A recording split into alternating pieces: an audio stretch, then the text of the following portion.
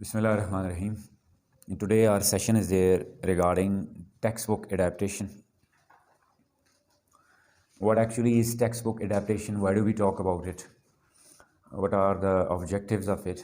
मकसद क्या होता है टेक्स्ट बुक एडेप्टेशन कहते किसको हैं कौन कौन सी चीज़ें इंपॉर्टेंट हैं usually talking about students teachers they can all benefit from this session जी कि एक सवाल मोस्टली जहन में उठते हैं कि भाई knowledge is there information is there why do we actually bind our teachers or students to certain text books ही टेक्स्ट बुक्स के साथ कन्फाइन क्यों कर दिया जाता है as I already discussed in previous session जी that basically two systems are prevailing currently in the world जी one is called discrete one is called integrated जी and discrete system is basically dealing with text book जी कि हर class हर level के बच्चे के लिए कोई specific एक आउटलाइन होनी चाहिए एक स्पेसिफिक सिलेबस होना चाहिए टू अचीव सर्टन गोल्स जी जैसा कि अब हम बात करते हैं SLOs की स्टूडेंट लर्निंग आउटकम्स की सिंगल नेशनल करिकुलम पाकिस्तान की बात करूँ अगर तो जो अब उसकी रिक्वायरमेंट्स हैं in that single national curriculum superb document जी containing all the requirements of 21st century in form of what competencies लेकिन वहाँ एक प्रॉब्लम छोटी सी ये आती है कि कोई भी सब्जेक्ट है किसी भी क्लास का है अभी वो हायर क्लासेस का तो नहीं आया प्री स्कूल का जूनियर स्कूल का है वो with the passage of time higher classes का भी हायर सेकेंडरी का भी हो जाएगा लेकिन उसमें इंपॉर्टेंट चीज़ जो नोट डाउन करने वाली है वो कॉम्पिटेंसीज़ हैं what I faced different question ही कि वो टीचर्स का एक कंसर्न होता है कि certain competency is there but how can that competency be achieved और डेवलप्ड और established using a text book एक टेक्स्ट बुक को यूज़ करते हुए वो कॉम्पिटेंसीज़ कैसे डेवलप की जा सकती हैं तो आज हम कोशिश करेंगे इन कुछ सवालों के जवाब लें स्टूडेंट्स के बारे में फिर ख़ास तौर पे कहूँ जी कि that they always have text books there जी how to use that text book उस टेक्स्ट बुक को इस्तेमाल कैसे करना है उस टेक्स्ट बुक्स के थ्रू स्किल्स पे कैसे काम करना है कॉम्पिटेंसीज़ कैसे डेवलप करनी है वो वी विल डिस्कस जी ये हमारे आज का एक सेशन का टॉपिक है उसमें सबसे पहले जी कि that when we talk about text book adaptation generally talking about every subject every discipline text books are there लेकिन उसका कतहन ये कोई मतलब नहीं होता कि वही उसमें हर चीज़ मौजूद होगी हर लाइन मौजूद होगी गाइडलाइन टीचर के लिए भी स्टूडेंट्स के लिए भी उसे हमने एडेप्ट करना होता है according to our needs clear according to our objectives जो ऑब्जेक्टिव्स हम डेवलप करना चाह रहे हैं अचीव करना चाह रहे हैं वो कैसे करेंगे इसको आप मजमूई तौर पे अगर आप कहें कि जो किसी भी किताब को ख़ास तौर पे जो सिलेबस का हिस्सा टेक्स्ट बुक है उस किताब को अपनी ज़रूरतों के मुताबिक ढालने का नाम टेक्स्ट बुक एडेप्टेशन है अब उसमें क्या क्या प्रिंसिपल्स हैं कौन कौन सी चीज़ें मद्देनज़र रखनी चाहिए किताब में कौन सी चीज़ है उसको प्रायोरिटी लिस्ट में ज़्यादा फोकस करना है यानी मेरा इससे कतन को मतलब नहीं है कि किताब में कोई भी चीज़ गैर ज़रूरी होती है या अनइम्पॉर्टेंट होती है या लेस इम्पॉर्टेंट होती है it depends upon your objective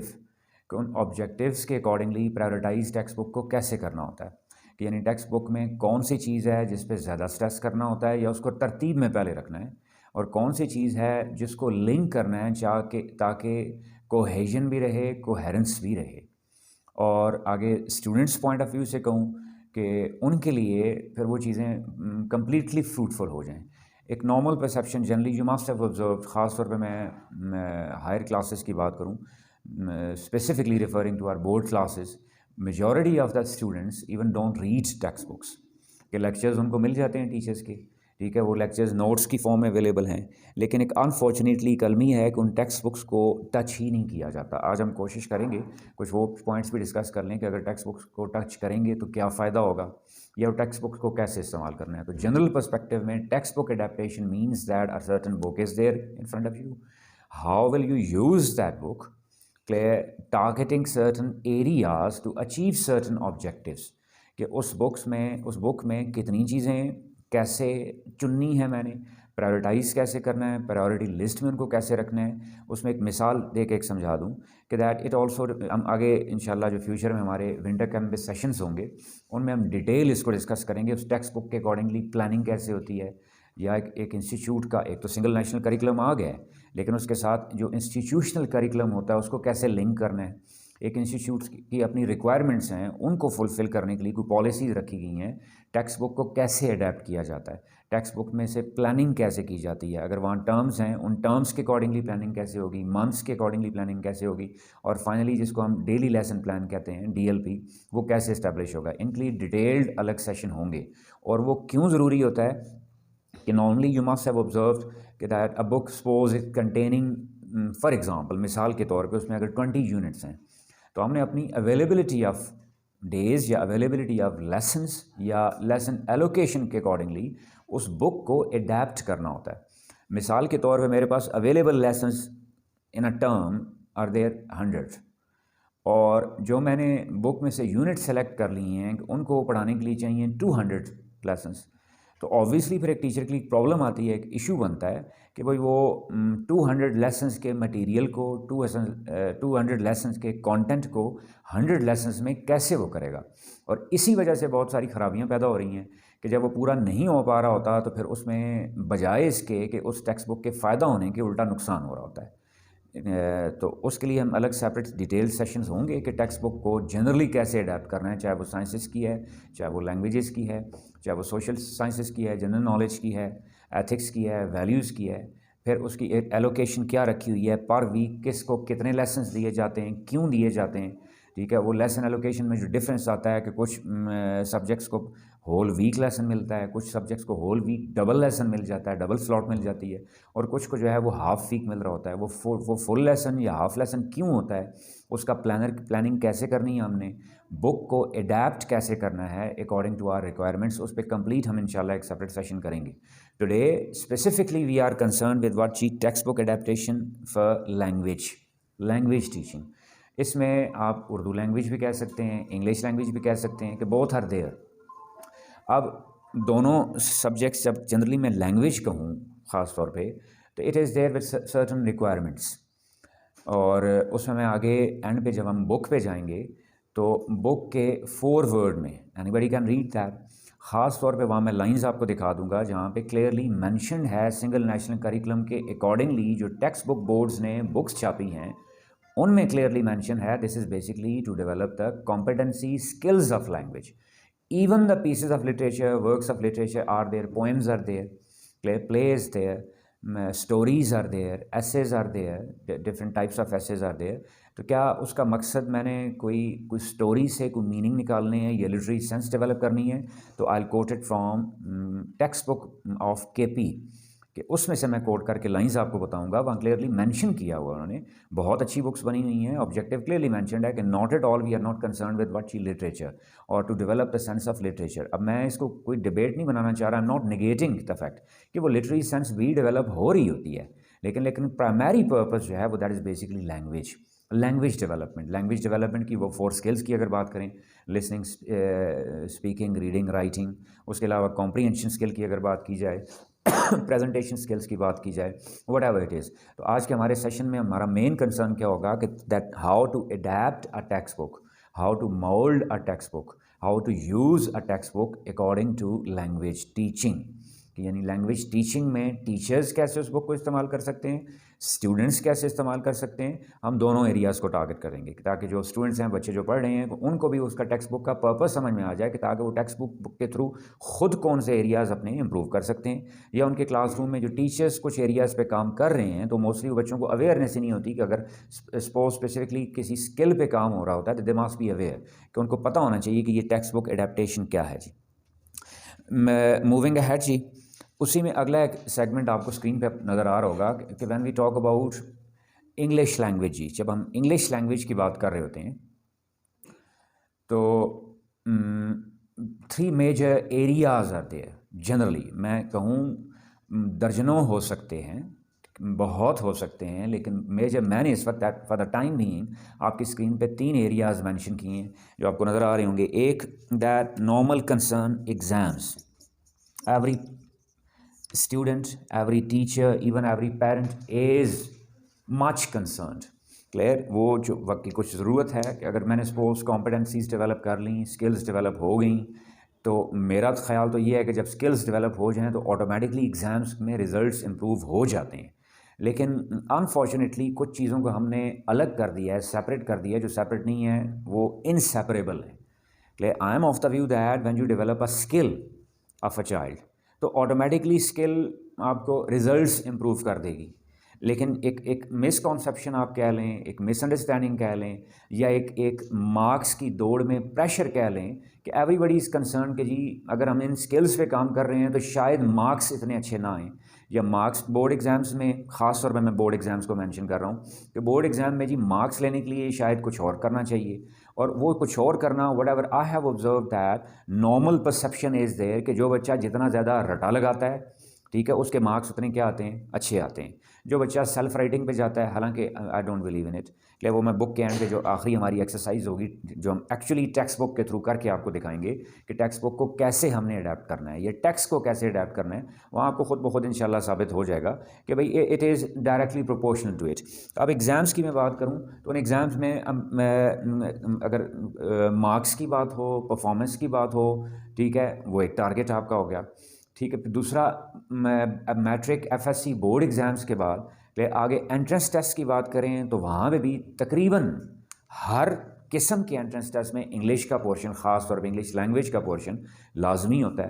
clear, और तीसरा major area, clear, these are skills जी, ठीक है। अब इनको अगर हम वन बाय वन लें तो आप स्क्रीन पे देख सकते हैं कि बोर्ड एग्ज़ाम्स में मेजर 3 एरियाज़ आते हैं।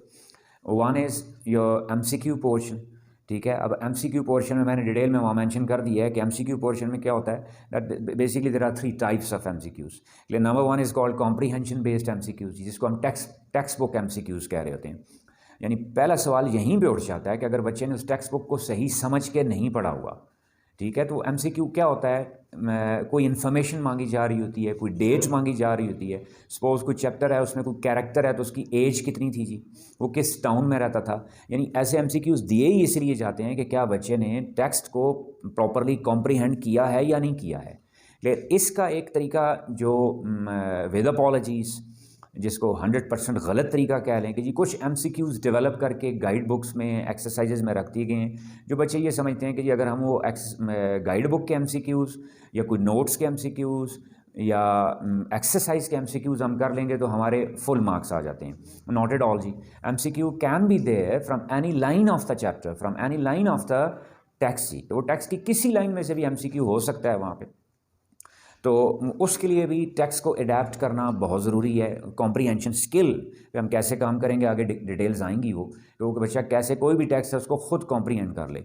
यहाँ पे एक normal, what should I call it, एक कन्वेंशनल एक मेथडोलॉजी अडॉप्ट की जाती है। I strongly oppose it, I always oppose it, जिसमें क्या होता है कि टेक्स्ट को टीचर्स ट्रांसलेट करके बच्चों के सामने रख देते हैं।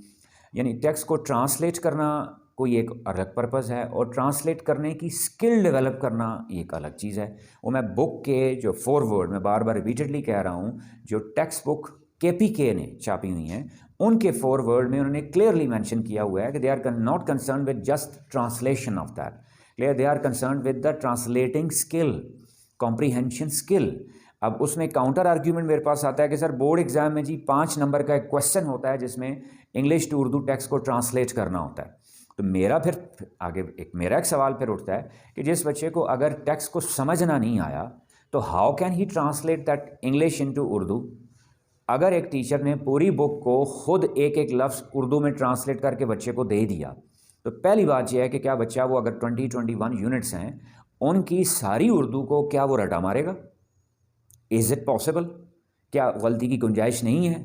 ठीक है, यानी रिस्क इज़ देयर। दूसरी अप्रोच जो है, व्हाट आई बिलीव, जो हम आज डिस्कस करेंगे, वो इससे कहीं ज़्यादा आसान है, कि जिसमें हम किस चीज़ पे काम करते हैं कि हम बच्चे की ट्रांसलेट करके उसको नहीं दे रहे होते, क्लियर, उसको उसकी ट्रांसलेशन करने की स्किल डेवलप कर रहे होते हैं। वजह उसकी क्या कि कल फ्यूचर में वो किसी भी लेवल पे जाएगा, क्या teacher will always be there with him to translate the book for him. ये बहुत डिबेट की जाती है मेरे साथ, बहुत बहस की जाती है, क्लियर। और उसकी मुझे वजह सिर्फ एक ही नज़र आ रही होती है कि that mostly people are not aware about, या उनके सिलेबस में, करिकुलम में जो उन्होंने पढ़ा है उसमें teaching of English as a foreign language, ठीक है, या इंग्लिश लैंग्वेज टीचिंग का सब्जेक्ट स्पेसिफिकली शामिल नहीं होता। टैफल के अकॉर्डिंगली टॉफल नहीं, teaching of test of English as a foreign language में उसकी बात नहीं कर रहा, टैफल के मैं बात कर रहा हूँ कि teaching of English as a foreign language या ELT इंग्लिश लैंग्वेज टीचिंग, कहीं पे भी ये नहीं कह रही होती कि टीचर बच्चे को ट्रांसलेट करके दे, इसलिए वो ये कह रही होती है कि टीचर बच्चे की ट्रांसलेट करने की स्किल डेवलप करे। जब वो स्किल डेवलप हो रही होगी तो हमारे MCQs का जो पहला पोर्शन है वो automatically without any extra effort, यानी बच्चे को किसी गाइड बुक से, किसी नोट से, टेक्स्ट बुक की एक्सरसाइज के बीच में से MCQs को रटा मारने की ज़रूरत ही नहीं पड़ेगी। टेक्स्ट उसने पढ़ी हुई है, automatically information is there in his mind. तो पहली टाइप का जो MCQ है टेक्स्ट बुक से रिलेटेड, टेक्स्ट से रिलेटेड जो MCQ है, कॉम्प्रीहेंशन स्किल से रिलेटेड जो MCQ है, वो तो ऑटोमेटिकली खुद ब खुद हो जाएगा। दूसरा जो रटा मारने वाला है वो मेरी समझ से बाहर है कि क्या बच्चा सिर्फ MCQ पे इतना टाइम वेस्ट करेगा। दूसरी टाइप ऑफ MCQ होती है जी, जिसको हम क्या कहते हैं, वोकैबुलरी बेस्ड जी, क्लियर। वोकैबुलरी वंस अगेन, अब कौन सी वोकैबुलरी होगी, ठीक है, क्या वो सिर्फ जो एक्सरसाइज में वर्ड शामिल हैं, वर्ड बैंक शामिल है, या न्यू वर्ड्स की लिस्ट शामिल है। मैं हर लेवल पे हर क्लास की बात करूं, ठीक है, जूनियर लेवल की बात करूं, मिडिल ईयर्स की बात करूं, हायर लेवल की बात करूं, तो मेरा सवाल यहाँ पे ये है कि वहाँ हर चैप्टर, हर यूनिट के साथ, हर लेसन के साथ कुछ एक वर्ड बैंक दिया होता है। क्या वही वर्ड बैंक इनफ होता है, काफ़ी होता है बच्चे के लिए, उसके एग्जाम्स के लिए? क्लियर। क्या टेक्स्ट में कई बहुत से ऐसे लफ्ज़ नहीं होते जो नॉर्मली एक्सरसाइजेज में नहीं होते? मैं मिसाल आसान करूं कि जो चैप्टर मैंने देखे हैं, सपोज जी मेरे नज़दीक अगर उसमें बच्चे के लिए न्यू वर्ड्स आ रहे हैं, फॉर एग्जांपल 30-40, तो जो एंड चैप्टर के एंड में एक्सरसाइज दी होती है तो उसमें वर्ड की लिस्ट दी होती है 10-15 मैक्सिमम इतनी। तो क्या मतलब मैं वो जो एक्सरसाइज में सिर्फ 10-15 वर्ड्स दिए गए हैं वही सिर्फ इंपॉर्टेंट हैं, जो बाकी टेक्स्ट के अंदर आए हैं क्या वो इंपॉर्टेंट नहीं है? इसका मतलब है वंस अगेन मुझे अगर वोकैबुलरी का पोर्शन भी इंप्रूव करना है तो मुझे क्या टेक्स्ट बुक एडेप्टेशन पे जाना पड़ेगा। अगर मैं एग्जाम्स की बात करूं, एग्जाम्स में ग्रेड्स की बात करूं, अगर बच्चे के मैंने वो इंप्रूव करने हैं जहां वोकैबुलरी रिलेटेड कोई चीज़ आती है, यहाँ हम खासतौर पर बोर्ड एग्जाम की बात कर रहे हैं, वहाँ कुछ आता है, तो वहाँ पर वो वंस अगेन वो वोकैबुलरी कहाँ से आएगी? टेक्स्ट में से आएगी। क्लियर। तीसरी किस्म का कहूँ MCQ, यानी पहला कौन सा हो गया था, फिर रिपीट कर रहा हूँ, कॉम्प्रीहेंशन बेस्ड, जिसमें इन्फॉर्मेशन मांगी जाती है, ठीक है। इन्फॉर्मेशन बेस्ड होते हैं कि क्या अगर बच्चे ने चैप्टर पढ़ा हुआ है उसको इन्फॉर्मेशन आती है नहीं आती, कोई डेट्स हैं, कोई नाम है किसी बंदे का टेक्स्ट में से। दूसरा क्या होता है, वोकैबुलरी बेस्ड। तीसरा अब कौन सा आ गया, ग्रामर बेस्ड जी, clear. And here specifically I am very much concern जी that in every exam now they people go for what जी, applied grammar, clear, application of grammar. ख़ास तौर पे मैं उन बच्चों को मुखातिब करके कह रहा हूँ, those who are planning to go for what entrance test for medical colleges, engineering universities, clear, या कोई भी किसी किस्म का, चाहे वो ईटा है, MCAT है, NAT है, SAT है, GAT है, कोई भी टेस्ट है, they are concern with what applied grammar, application of grammar, clear. अब आगे हम डिटेल में करेंगे जब हम चैप्टर कर रहे होंगे। अभी हल्का सा बता दूं कि ग्रामर और अप्लाइड ग्रामर से मैं क्या कहना चाह रहा हूँ, ठीक है। अगर उसके कोई डिफरेंट आप इंटरप्रिटेशंस निकालें तो वो दर्जनों निकल सकती हैं। मेरा कहने का क्या मकसद है कि ग्रामर मीन्स के नाउन की काइंड्स कितनी है, नाउन की डेफिनेशंस कितनी है। मोस्टली एग्जाम्स में these things are not there. At junior level, low level पे फिर हो सकता है, ठीक है, लेकिन अब वो भी according to language teaching experts, applied grammar must be there from very low level, कि जूनियर स्कूलिंग से ही वो वाले जो अगर कोई क्वेश्चंस हैं, असेसमेंट्स हो रही हैं, बच्चों की एक्सरसाइज करवाई जा रही है, प्रैक्टिस करवाई जा रही है, तो वो ग्रामर की ना हो बल्कि क्या हो, अप्लाइड ग्रामर की हो, क्लियर। यानी अब मैं फ़र्क बताऊँ कि ग्रामर क्या है कि डेफिनेशन ऑफ नाउन, ग्रामर क्या है नाउन की काइंड्स, ठीक है, ग्रामर क्या है कि डेफिनेशन ऑफ प्रोनाउन, ग्रामर क्या है प्रोनाउन की काइंड्स। अप्लाइड ग्रामर क्या है कि that application of noun in a language. English की अगर बात करूं तो भाई नाउन का इंग्लिश के सेंटेंस में, ज़ुबान में, लिखने में, बोलने में, सुनने में, समझने में नाउन का क्या रोल है, क्लियर। शॉर्टली फॉर एग्जांपल अभी एक मिसाल दे दूं कि दैट अग्रीमेंट, क्लियर, कि noun is basically important there for agreement जी, अग्रीमेंट बिटवीन व्हाट जी, clear, subject and verb, clear, noun and verb. यानी नाउन सिंगुलर है तो वर्ब भी क्या होता है, सिंगुलर। नाउन प्लूरल है तो वर्ब भी क्या होता है, प्लूरल। नाउन सिंगुलर है तो प्रोनाउन क्या होता है, सिंगुलर। यानी ये तीन चीज़ें आपस में लिंक्ड हैं, नाउन, वर्ब और प्रोनाउन, क्लियर। यानी नाउन का सिंगुलर होना या प्लूरल होना वर्ब के सिंगुलर होने या प्लूरल होने को अफेक्ट करता है। फॉर एग्जाम्पल अली है तो मैं कहूँगा इज डूइंग हिज वर्क, और अगर मैं कहूँ people are doing their work. Are you all getting my point जी? यानी कि ये क्या है, दिस इज कॉल्ड व्हाट जी, application of grammar, applied grammar. फिर मैं कहूँ जी नाउन में एक और छोटी सी मिसाल दे दूँ, क्या एप्लीकेशन है कि that what's the difference between the possession of a noun और possession of a pronoun. Clear? Possession के लिए, मिल्कियत शो करने के लिए नाउन की भी होती है, प्रोनाउन की भी होती है। क्लियर? लेकिन नाउन की पोजेशन हम अपॉस्ट्रोफी एस से शो करते हैं और प्रोनाउन की पोजेशन के लिए उसका अपना अलग एक केस होता है। क्लियर? फॉर एग्जांपल अली की पोजेशन शो करनी है मैंने, तो क्या होगा, अलीज। ठीक है? और अगर उसके लिए ही प्रोनाउन यूज कर रहा हूं तो उसकी पोजेशन क्या होगी, hers. Are you all getting my point जी? यानी एमसीक्यू में फिर तीसरी टाइप कौन सी आ गई जी, अप्लाइड ग्रामर। और अब फिर वंस अगेन, क्या मुझे इसके लिए कुछ अलग पढ़ाना पड़ेगा, अलग कुछ करना चाहिए? नॉट एट ऑल जी। क्लियर? जो लास्ट सेशन में हमने बहुत डिटेल में डिस्कस किया था, शॉर्ट उसका रिव्यू दे दूं कि हमने क्या कहा था कि that two ways are there. One is that जी कि हम ग्रामर पढ़ाएं बच्चे को और उसके थ्रू लैंग्वेज डेवलप करने की कोशिश करें, जो की जाती रही है। Results are there in front of you जी। अगर उसके कोई रिजल्ट्स होते, ठीक है, अगर उसका कोई फ़ायदा होता तो I am ready to accept that जी। लेकिन ये approach according to language teaching experts गलत है। क्लियर? मैं फिर कह रहा हूँ, language is one thing, clear, language teaching is another thing. ठीक है? कोई इंसान लैंग्वेज में बहुत अच्छा है तो ज़रूरी नहीं है कि वो वाले नॉर्म्स लगाता जाए कि जो उससे बेहतर लग रहे हो, नहीं। लैंग्वेज टीचिंग की एक्सपर्टीज़ के जो लोग हैं वो they actually disapprove it ji.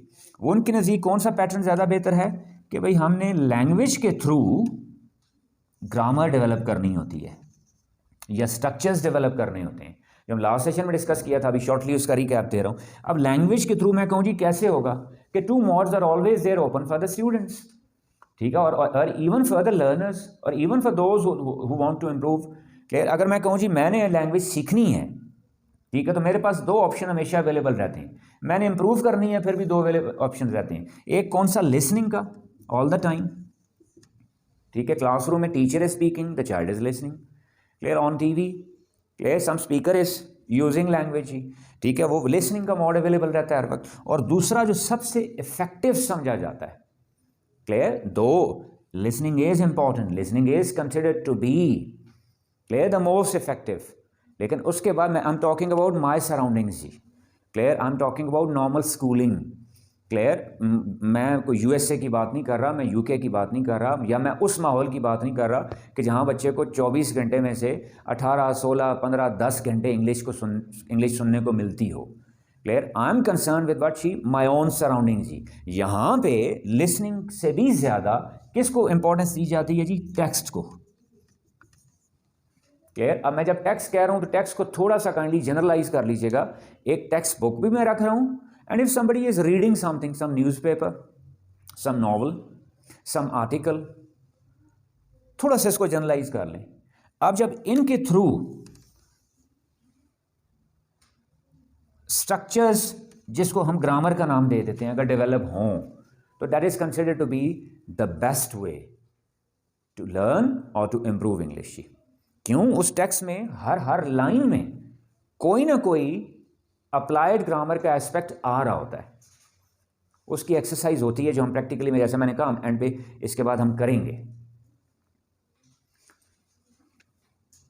am I clear जी? यानी हमने क्या कहा, पहला गोल क्या रखा खास तौर पे स्टूडेंट्स के लिए? नंबर 1 इज व्हाट जी? एग्जाम, चाहे वो किसी भी लेवल का हो, किसी भी क्लास का हो। ठीक है? फिर खास तौर पे बोर्ड एग्जाम्स। उसके बाद दूसरा नंबर 2 कौन सा रखा हमने जी? एंट्रेंस टेस्ट जी। और नंबर 3 हमने कौन सा रखा था? स्किल्स जी। अब बोर्ड एग्जाम में हमने पहला पॉइंट कौन सा डिस्कस किया? एमसीक्यूज। क्लियर? और एमसीक्यूज के बाद दूसरा कौन सा आ रहा होता है जी? जिसको हम जनरली शॉर्ट क्वेश्चंस कह रहे होते हैं। क्लियर? और कॉम्प्रीहेंशन क्वेश्चंस कह रहे होते हैं। You can see it on screen जी। अब ये comprehension questions basically are there for what जी? अनफॉर्चुनेटली बच्चे उन क्वेश्चंस के आंसर्स भी रटे मार रहे होते हैं जो एक्सरसाइज में गिवन है या जो नोट्स में गिवन है। मेरा अब सवाल जी है सिंपल सा कि एक बच्चे ने उस चैप्टर को, उस यूनिट को, लेसन को, उस एसे को, उस स्टोरी को, उस पोएम को सही तरह कॉम्प्रीहेंड कर लिया है, and along with that being an English teacher, अगर मैं उसकी राइटिंग स्किल पे भी काम कर रहा हूँ, तो क्या ये उसके लिए पॉसिबल नहीं है कि वो किसी भी क्वेश्चन का खुद से आंसर दे सके? क्लियर? या वो समरी लिखनी है खुद से लिख सके, पैराफ्रेजिंग करनी है खुद से कर सके, क्लियर, एक्सप्लेनेशन करनी है खुद से कर सके। यानी आसान मैं अगर करूं तो जनरल मैं देखूं तो मेरा बच्चा जी क्या वो शॉर्ट क्वेश्चंस हैं सपोज, उनको अलग प्रिपेयर कर रहा है, क्लियर, समरी है उसकी, उसको अलग प्रिपेयर कर रहा है, ठीक है, और उससे रिलेटेड कोई सपोज पैराफ्रेजिंग है, अलग प्रिपेयर कर रहा है, रेफरेंस टू द कॉन्टेक्स्ट है या एक्सप्लेनेशन जिसको हम कहते हैं वो अलग प्रिपेयर कर रहा है। Clear? So is it wise strategy जी? Don't you think that we are burdenising ourself, कि हम अपना काम खुद बढ़ा रहे हैं, बीइंग अ टीचर भी और बीइंग अ स्टूडेंट भी, दोनों तरफ काम बढ़ रहा है। इन्हीं सारों को अगर आप सम अप कर दें, किसके साथ? लैंग्वेज इंप्रूवमेंट के साथ, लैंग्वेज डेवलपमेंट के साथ, और उस लैंग्वेज में जब उसकी कॉम्प्रीहेंशन स्किल भी डेवलप होगी तो ऑटोमेटिकली क्लियर वो खुद ब खुद उसका रिटन एक्सप्रेशन भी स्ट्रांग हो। जब मैंने टेक्स्ट जितना अच्छा समझ के मैं पढ़ूंगा उतना अच्छा मैं दोबारा उसका जवाब भी दे सकता हूं। जितनी मेरी अंडरस्टैंडिंग स्ट्रांग है उतना ही अच्छा मेरा क्या होगा? रिटन एक्सप्रेशन स्ट्रांग होगा, चाहे वो कोई भी क्वेश्चन है, मुझे उसके बारे में कुछ सवाल पूछा गया है। और हमारे यहाँ मोस्टली हमारे इस बोर्ड एग्जाम सिस्टम में unlike O levels A levels के, कि हमारे यहाँ पे सीन टेक्स्ट होता है कि जो 21 यूनिट रख दिए गए हैं, उन 21 यूनिट्स में बच्चे ने जो कुछ पढ़ा है उससे रिलेटेड भी उससे कुछ क्वेश्चन पूछे जा रहे होते हैं। क्लियर? और वो 21 यूनिट के वो या 20 यूनिट हैं, 15 हैं, जितने भी हैं, उसके बच्चा वो सारे क्वेश्चंस को रटा मार रहा होता है। तो अब इसको अगर मल्टीप्लाई करें तो ये हंड्रेड्स में नहीं बन जाती हैं चीज़ें। गॉट माय पॉइंट जी? एक बात, यानी उसका बर्डन बढ़ गया, किसका? टीचर का भी और स्टूडेंट का भी।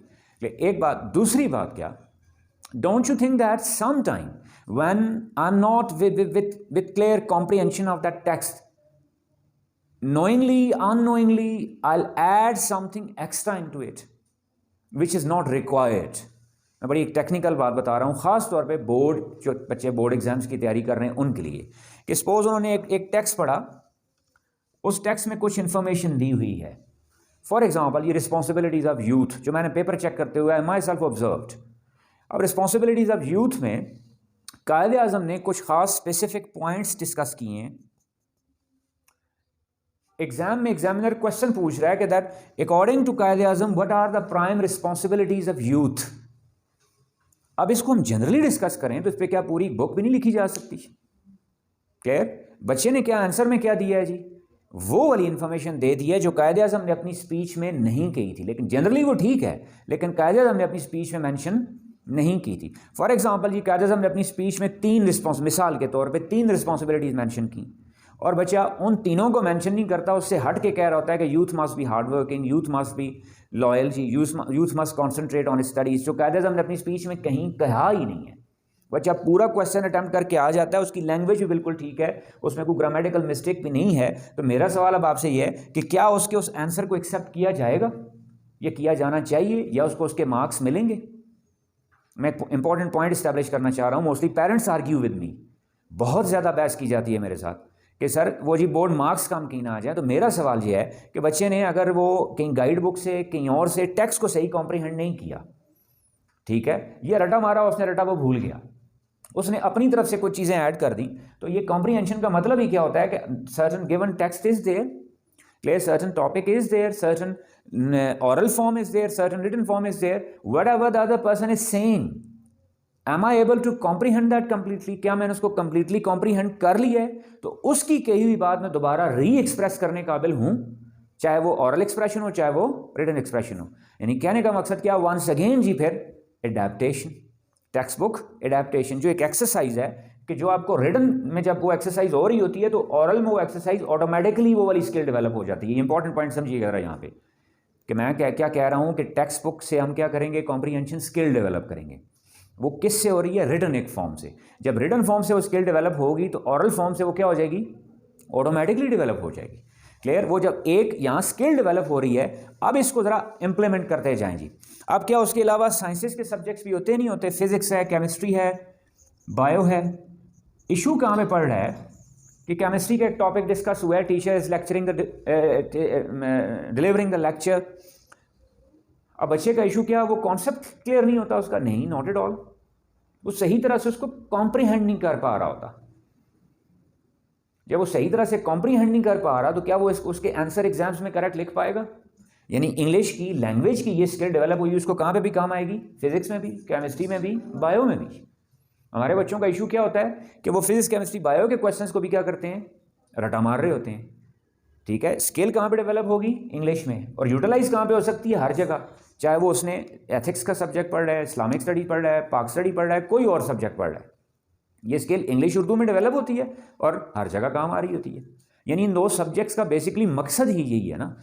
अगर ये मैं मकसद निकाल दूं तो क्या ऐसा नहीं लग रहा होता कि इंग्लिश उर्दू का पढ़ने का सिर्फ और सिर्फ मकसद क्या है? कहानियाँ पढ़ना, पोइम्स पढ़ना, या लिटरेचर की कुछ फॉर्म्स को एंजॉय करना? Not at all.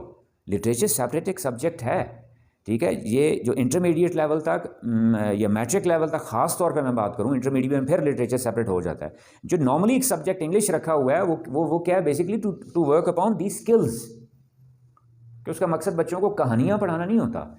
एक और बात क्लियर कर लूँ, उसका मकसद साथ में एक और कहूँ कि भाई सेकेंडरी ऑब्जेक्टिव्स में बच्चे की कैरेक्टर बिल्डिंग, ठीक है, सेकेंडरी ऑब्जेक्टिव्स में बच्चे का उसका दिमाग खोलना, उसकी अखलाकी तरबियत करना, उसकी मेंटल हेल्थ पे काम करना, वो हैं, लेकिन ये प्राइमरी ऑब्जेक्टिव्स नहीं है। इंग्लिश उर्दू का प्राइमरी ऑब्जेक्टिव क्या है? Language development, language development and language development. वरना तो फिर साथ इस्लामिया सब्जेक्ट रखने की ज़रूरत ही नहीं थी। अगर उसके अखलाकियात इंग्लिश में ही सारे डेवलप करने हैं तो फिर इस्लामियात रखने की क्या ज़रूरत है? उसको ख़त्म कर देना चाहिए। हम क्लियर जी? अगर उसकी सोशल सिविक सेंस सारी की सारी इंग्लिश में भी, मैं उसको नेगेट नहीं कर रहा, वो होती हैं, वो सेकेंडरी ऑब्जेक्टिव्स हैं, लेकिन मेन प्राइमरी ऑब्जेक्टिव क्या है? लैंग्वेज डेवलपमेंट जी। हम क्लियर जी? तो यानी हमने क्या कहा, बोर्ड एग्जाम में पहले क्या? एमसीक्यू में तीनों चीज़ें कौन कौन सी आ गई? कॉम्प्रीहेंशन बेस्ड, वोकैबुलरी बेस्ड और ग्रामर बेस्ड। क्लियर? तो यानी ये तीनों होंगी कैसे? अगला इंपॉर्टेंट सवाल, through text book. Through text book, guide book से नहीं, नोट से नहीं, रटे से नहीं। We will prove it today जी, हम उसको साबित करेंगे। दूसरा हमने क्या कहा जी? शॉर्ट क्वेश्चन जी। क्लियर? शॉर्ट क्वेश्चन भी किसके थ्रू होंगे जी? टेक्स्ट बुक के थ्रू। किसके थ्रू होंगे? यानी वो टेक्स्ट से बाहर से तो नहीं दिए जा रहे होते, ठीक है। तीसरा अब क्या आ गया जी? जिसको हम नॉर्मली नाम एक देते हैं लॉन्ग क्वेश्चन। क्या कहते हैं हम उसको? Long question. Normally composition based questions कह लें, क्रिएटिविटी बेस्ड कह लें जी। जिस तरह मिसाल जिसमें ऐसा राइटिंग हो गया, लेटर राइटिंग हो गया। Got my point? अब मेरा फिर सवाल ये है जी कि क्या ऐसे राइटिंग के लिए उसको फिर लैंग्वेज नहीं चाहिए, उसको वो स्किल नहीं चाहिए राइटिंग की? अब क्या, जब मैं एक टेक्स्ट बुक पढ़ाई जा रही होती है, उस टेक्स्ट बुक के अंदर ही कुछ ऐसे आते हैं, नहीं आते, उन्हीं के थ्रू ऐसे राइटिंग की स्किल डेवलप होनी चाहिए। अनफॉर्चुनेटली क्या रख दिया गया? टेक्स्ट बुक एक बिल्कुल अलग चीज़ है जी। क्लियर? और ये जो चीज़ें हैं, लेटर राइटिंग, स्टोरी राइटिंग, ये चीज़ें इनको अलग पढ़ाया जाना चाहिए। क्लियर? अनफॉर्चुनेटली जी, अपॉलॉजीज, ये इंतहाई एक गलत काम हो रहा है जिससे बच्चों का बहुत नुकसान हो रहा है। जो मैं पहले भी पिछले सेशन में भी डिस्कस कर चुका हूँ कि भाई 12 साल कंपलसरी इंग्लिश पढ़ने के बाद वो बच्चे ना 2-4 लफ्ज़ इंग्लिश के समझ सकते हैं, ना 2-4 लफ्ज़ इंग्लिश के लिख सकते हैं। वजूहात इसकी ये बन रही हैं कि वो टेक्स्ट बुक के अंदर ऐसे मौजूद है। क्लियर? उसी ऐसे से ही हम उसके कॉम्प्रीहेंशन स्किल डेवलप कर रहे हैं। जब कॉम्प्रीहेंशन स्किल डेवलप कर रहे हैं तो ऑटोमेटिकली साथ उसके आइडियाज़ भी ऑर्गेनाइज करने की स्किल डेवलप हो रही है। क्लियर? डिफरेंट, वो डिस्क्रिप्टिव ऐसे है, कोई नरेटिव ऐसे है, कोई भी किस्म है, तो वहाँ एक ऑर्गेनाइज वे में आइडियाज़ होते हैं ना। तो यानी उन ऑर्गेनाइज वे में आइडियाज़ को जितने अच्छे तरीके से मैं कॉम्प्रीहेंड करूँगा, मेरी अपनी भी ऐसे राइटिंग की स्किल उतनी अच्छी डेवलप हो जाएगी। मैं रिपीट करके कह रहा हूँ जी, मैं ऐसे पढ़ रहा हूँ, मैं उस ऐसे को इस तरीके से पढ़ रहा हूँ कि मैं सिर्फ ऐसे की ट्रांसलेट ही ना करूँ, तर्जुमा ही ना करूँ, मैं ये देखूँ कि राइटर ने थॉट्स को कैसे ऑर्गेनाइज किया है, ठीक है, कौन कौन सी टेक्निक्स यूज़ की हैं उसने, कौन कौन से फिगर्स ऑफ स्पीच यूज़ किए हैं उसने अपने ऐसे को स्ट्रेंथन करने के लिए, अपने एक्सप्रेशन को स्ट्रॉन्ग करने के लिए, तो ऑटोमेटिकली मेरी ऐसे राइटिंग की स्किल भी डेवलप हो जाएगी। अब मैं कहूँ जी लेटर और एप्लीकेशन, उसमें क्या कोई ऐसी अलग चीज़ रखी जाती है जिसमें इंग्लिश इस्तेमाल ना हो, लैंग्वेज इस्तेमाल ना हो? नॉट एट ऑल जी। अब मैं फिर कहूँ टेक्स्ट बुक के अंदर लेटर्स का, एप्लीकेशंस का पोर्शन होता है, नहीं होता? वो करवाने का मकसद क्या होता है कि बच्चों को ये 3 लेटर, ये 4 लेटर, ये 5 लेटर, अनफॉर्चुनेटली बड़ा दुख होता है ये सुन के कि बच्चों को जब ये कह दिया जाता है ये 10 लेटर तैयार कर लें जी, एग्जाम में इनमें से कोई एक आ जाएगा। नॉट एट ऑल जी। उनकी वो स्किल डेवलप हो जिसको आप फ्यूचर में इस्तेमाल कर सकें। वो आमा क्लियर आप है जी? ये दूसरा कौन सा पोर्शन था जी? तीसरा कौन सा था? लॉन्ग क्वेश्चंस का। ये तो हो गया एग्जाम भी। अब इस एग्जाम को मैंने खास तौर पे मैं यहाँ टारगेट कर रहा हूँ बोर्ड एग्जाम्स के लिए, ठीक है। अब इसको नीचे अगर ले जाएं, जूनियर लेवल पे ले जाएं, वहाँ पे भी मोस्टली यही सेम चीज़ें होती हैं, नहीं होती? यानी मोस्टली हम क्या रखते हैं, एक ऑब्जेक्टिव पोर्शन रखा जाता है और एक क्या होता है, सब्जेक्टिव पोर्शन होता है। तो यही यानी स्किल्स वो कह लें उनका लेवल कम हो जाएगा, लेकिन हैं तो यही वाली हैं या नहीं है। और ये डेवलप कहाँ से? नीचे से ही होना शुरू हो जाती हैं।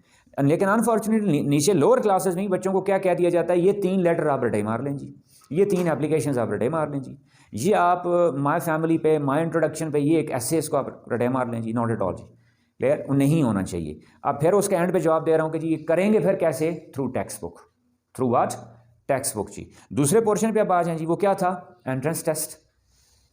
एंट्रेंस टेस्ट में यूजुअली जी, या मेजॉरिटी में कह लूँ, या ख़ास तौर पे अगर बात करूँ मैं कौन से मेडिकल कॉलेजेस और इंजीनियरिंग यूनिवर्सिटीज़ के जो हैं उनमें कौन सा एमसीक्यूज़ का पैटर्न होता है, लेकिन कुछ ऐसे हैं जहाँ पे कॉम्प्रीहेंशन भी होता है। फॉर एग्जांपल जी जिस तरह नास्ट का टेस्ट है, कुछ और इंटरनेशनल टेस्ट ऐसे हैं जहाँ पे सिर्फ एमसीक्यूज़ का पोर्शन नहीं होता, साथ क्या होता है, सब्जेक्टिव पोर्शन भी होता है, और मोस्टली उसमें क्या, कॉम्प्रीहेंशन स्किल चेक की जाती है। मेडिकल इंजीनियरिंग के एंट्रेंस टेस्ट की बात करूं तो वहाँ पे ख़ास तौर पे दो तरह के एमसीक्यूज़ दिए जा रहे होते हैं जी।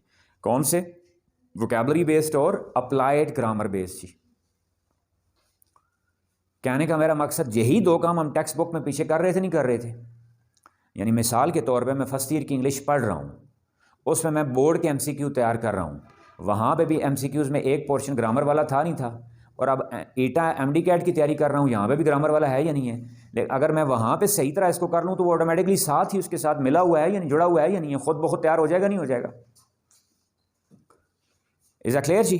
यानी कहने का क्या मकसद कि ये कोई अलग चीज़ नहीं है। फिर वही वाली बात करूँ कि अनफॉर्चुनेटली बच्चे क्या समझ रहे होते हैं जी कि हमने जो बोर्ड एग्ज़ाम की तैयारी करनी है वो कोई अलग चीज़ है, एंट्रेंस टेस्ट की तैयारी जो है वो क्या है, कोई अलग चीज़ है।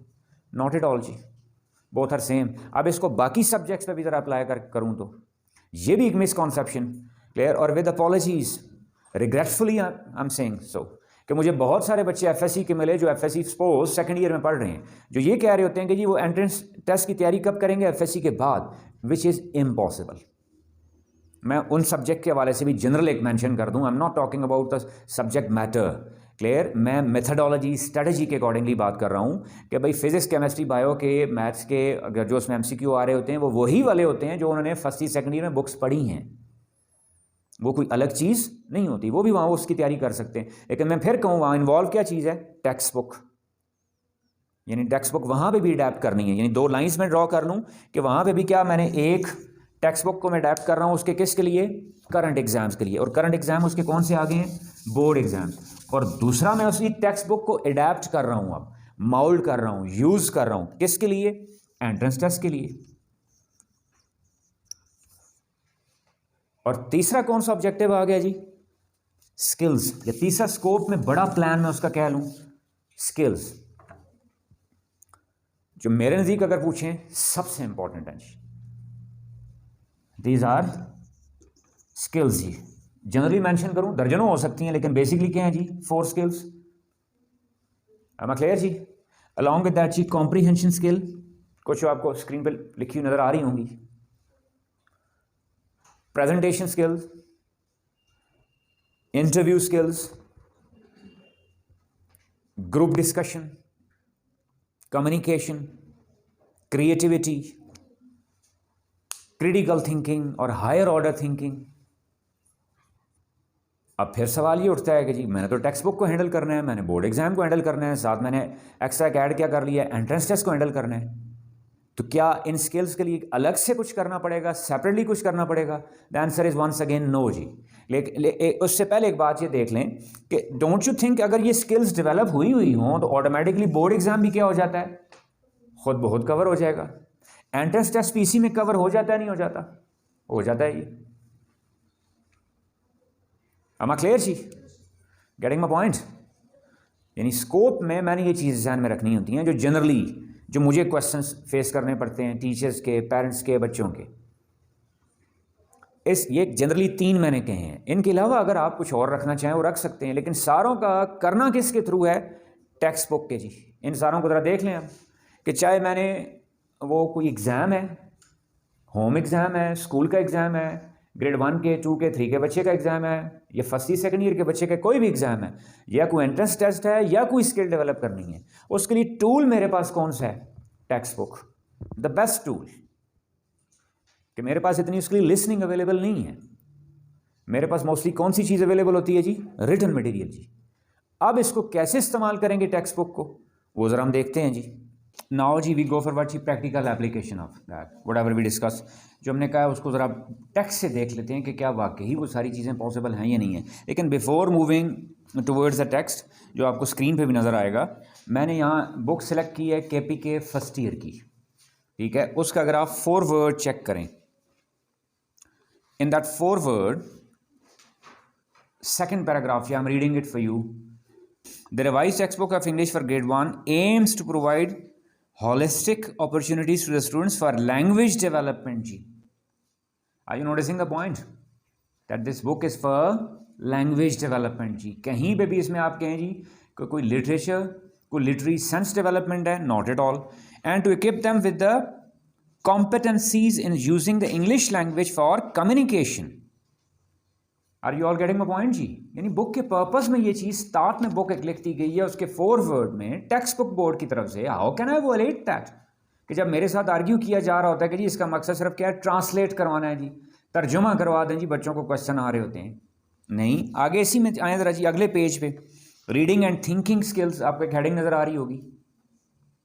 रीडिंग एंड थिंकिंग स्किल के इसी पैराग्राफ की ज़रा 4th लाइन पे आइएगा. It is therefore essential to sensitise the students to the fact that good reading does not mean reading aloud और learning all the new words in the reading text. मैं line को फिर repeat कर रहा हूं कि टेक्स्ट बुक बोर्ड कह रहा है जी कि रीडिंग का कतहन मतलब उसको लाउड रीडिंग करना या उससे सिर्फ न्यू वर्ड सीखना ही मकसद नहीं है. And answering all the comprehension questions, कि रीडिंग का मकसद सिर्फ उससे लाउड रीडिंग करना, वर्ड सीखना या सवालों के जवाब लिखना नहीं है. Better readers are the ones who are equipped with the skill of purposeful reading. Purposeful reading जी, यानी reading must be there with a certain purpose, with a certain objective, which we called what जी, adaptation. Text book adaptation, तो उसको purposeful बनाना है. इसी में आगे देखें, एक लाइन छोड़ के मैं और आगे जा रहा हूं. The aim should be to use the text to teach reading and not reading to teach text. Are you getting my point ji? These are two things. मैं दोबारा रिपीट करके कह रहा हूं जी. पहला क्या है? The aim should be to use the text to teach reading. कि बच्चों को रीडिंग सिखानी है, रीडिंग की स्किल सिखानी है, रीडिंग का हुनर सिखाना है, जिसको हम क्या कह रहे होते हैं, कॉम्प्रीहेंशन. जिसके थ्रू कौन सी स्किल डेवलप होती है, कॉम्प्रीहेंशन. यानी आगे क्या, and not reading to teach text, यानी तर्जुमा करना सिर्फ मकसद नहीं है. वट एवर आई मैंशन जी. और ये मैं किसको कोट कर रहा हूँ जी, टेक्स्ट बुक जी, बोर्ड की. जो एक्सपर्ट्स बैठे होते हैं, highly qualified people are there, they are talking about it जी. इसी पे ज़रा नीचे आए जी, नीचे से ऊपर 5th लास्ट लाइन जी. The aim is not to teach advance literary appreciation skills but the acquisition of language skills जी. Point to be noted. मैं फिर कह रहा हूं कि वो क्या कह रहे हैं कि उनको लिटरेरी एप्रिसिएशन स्किल्स पे पर्पस नहीं है. वो हो सकता है, निगेट नहीं कर रहे, मेन पर्पस ये नहीं है, बल्कि मेन पर्पस क्या है, but acquisition of language skills. कि किस पे काम करना है हमने जी, लैंग्वेज स्किल्स पे. अब वो ज़रा कैसे होगा, एज अ सैम्पल एक करके देख लेते हैं. फॉर एग्जाम्पल इसी बुक का मैंने चैप्टर 1 सेलेक्ट किया है, आप लोगों के पास होगा वो, ऑडियंस के लिए स्क्रीन पे हम रख देंगे उसको. नाउ चेक इट जी. Responsibilities of youth. मैं लाइंस को कैसे, how will I adapt the text, मैंने टेक्स्ट को इस्तेमाल कैसे करना है, टेक्स्ट पढ़ते वक्त मैंने कैसे उसको समझना है. देखें वो तरीका हम ज़रा प्रैक्टिस कर लेते हैं, हम कैसे होगा वो जी. Mister chancellor, ladies and gentleman, when I was approached by the vice chancellor जी, whenever I'm going for certain text, always remember जी, हमारी क्या प्रॉब्लम है कि we take a start from the very beginning. हम उसको चाहे कॉम्प्रीहेंड करना चाह रहे हैं, चाहे हम उसको ट्रांसलेट करना चाह रहे हैं, चाहे हम उससे कोई इन्फॉर्मेशन एक्सट्रैक्ट करना चाह रहे हैं, चाहे उससे ग्रामर, लैंग्वेज, स्ट्रक्चर को एक्सट्रैक्ट करना चाह रहे हैं, हम कहाँ से शुरू हो जाते हैं, बिल्कुल स्टार्ट से. No, as I discuss in the previous session, we'll begin from where जी, helping verb and verb, helping verb and verb. कि मैं रुका हूँ पहले किसी भी चीज़ पे, किसी लफ्ज़ पे. यहाँ पे क्या होगा जी, आप साथ साथ सर्कल करते जाइएगा. आई was approached, I was approached. Are you getting the line जी? यानी पहले स्टेटमेंट में जो मेरा कंसर्न है वो क्या है जी, was approached. क्लियर। हमने फर्स्ट सेशन में यहाँ 9 स्ट्रक्चर्स पढ़े थे। हमने क्या कहा था कि वहाँ क्या हेल्पिंग वर्ब में हम कहाँ से शुरू किया था, is am are third, is am are I N G, is am are being third. तब उसी को मैं पास्ट में ले आता हूँ तो क्या हो जाएगा यहाँ पे जी, was approached. What is it जी, passive of past situation, simple past passive approach. How will I develop my language, बच्चे आपके लिए, how will I developed, was approached. Clear. अब देखें दो चीजें, एक होता है approached. For example I am saying I approached, यहाँ आई यूज हुआ है ना, कायदे हमने अपने लिए क्या यूज किया है, आई। अगर कायदे हम कहते आई अप्रोच्ड, इसका मतलब क्या होता कि उन्होंने अप्रोच किया, उन्होंने अप्रोच किया। और आई वॉज अप्रोच्ड, उन्हें अप्रोच किया गया। मीनिंग में फर्क है या नहीं है। This is what, passive, past of what, passive. उन्हें अप्रोच किया गया। लेकिन इससे पहले मुझे चार्ट याद होना चाहिए, मुझे चार्ट में पता होना चाहिए कि क्या है, आई वॉज अप्रोच, यानी क्या मतलब, वॉज वर्ब के बाद थर्ड फॉर्म जब भी आए सिंपल पास्ट की क्या होती है, पैसिव फॉर्म होती है।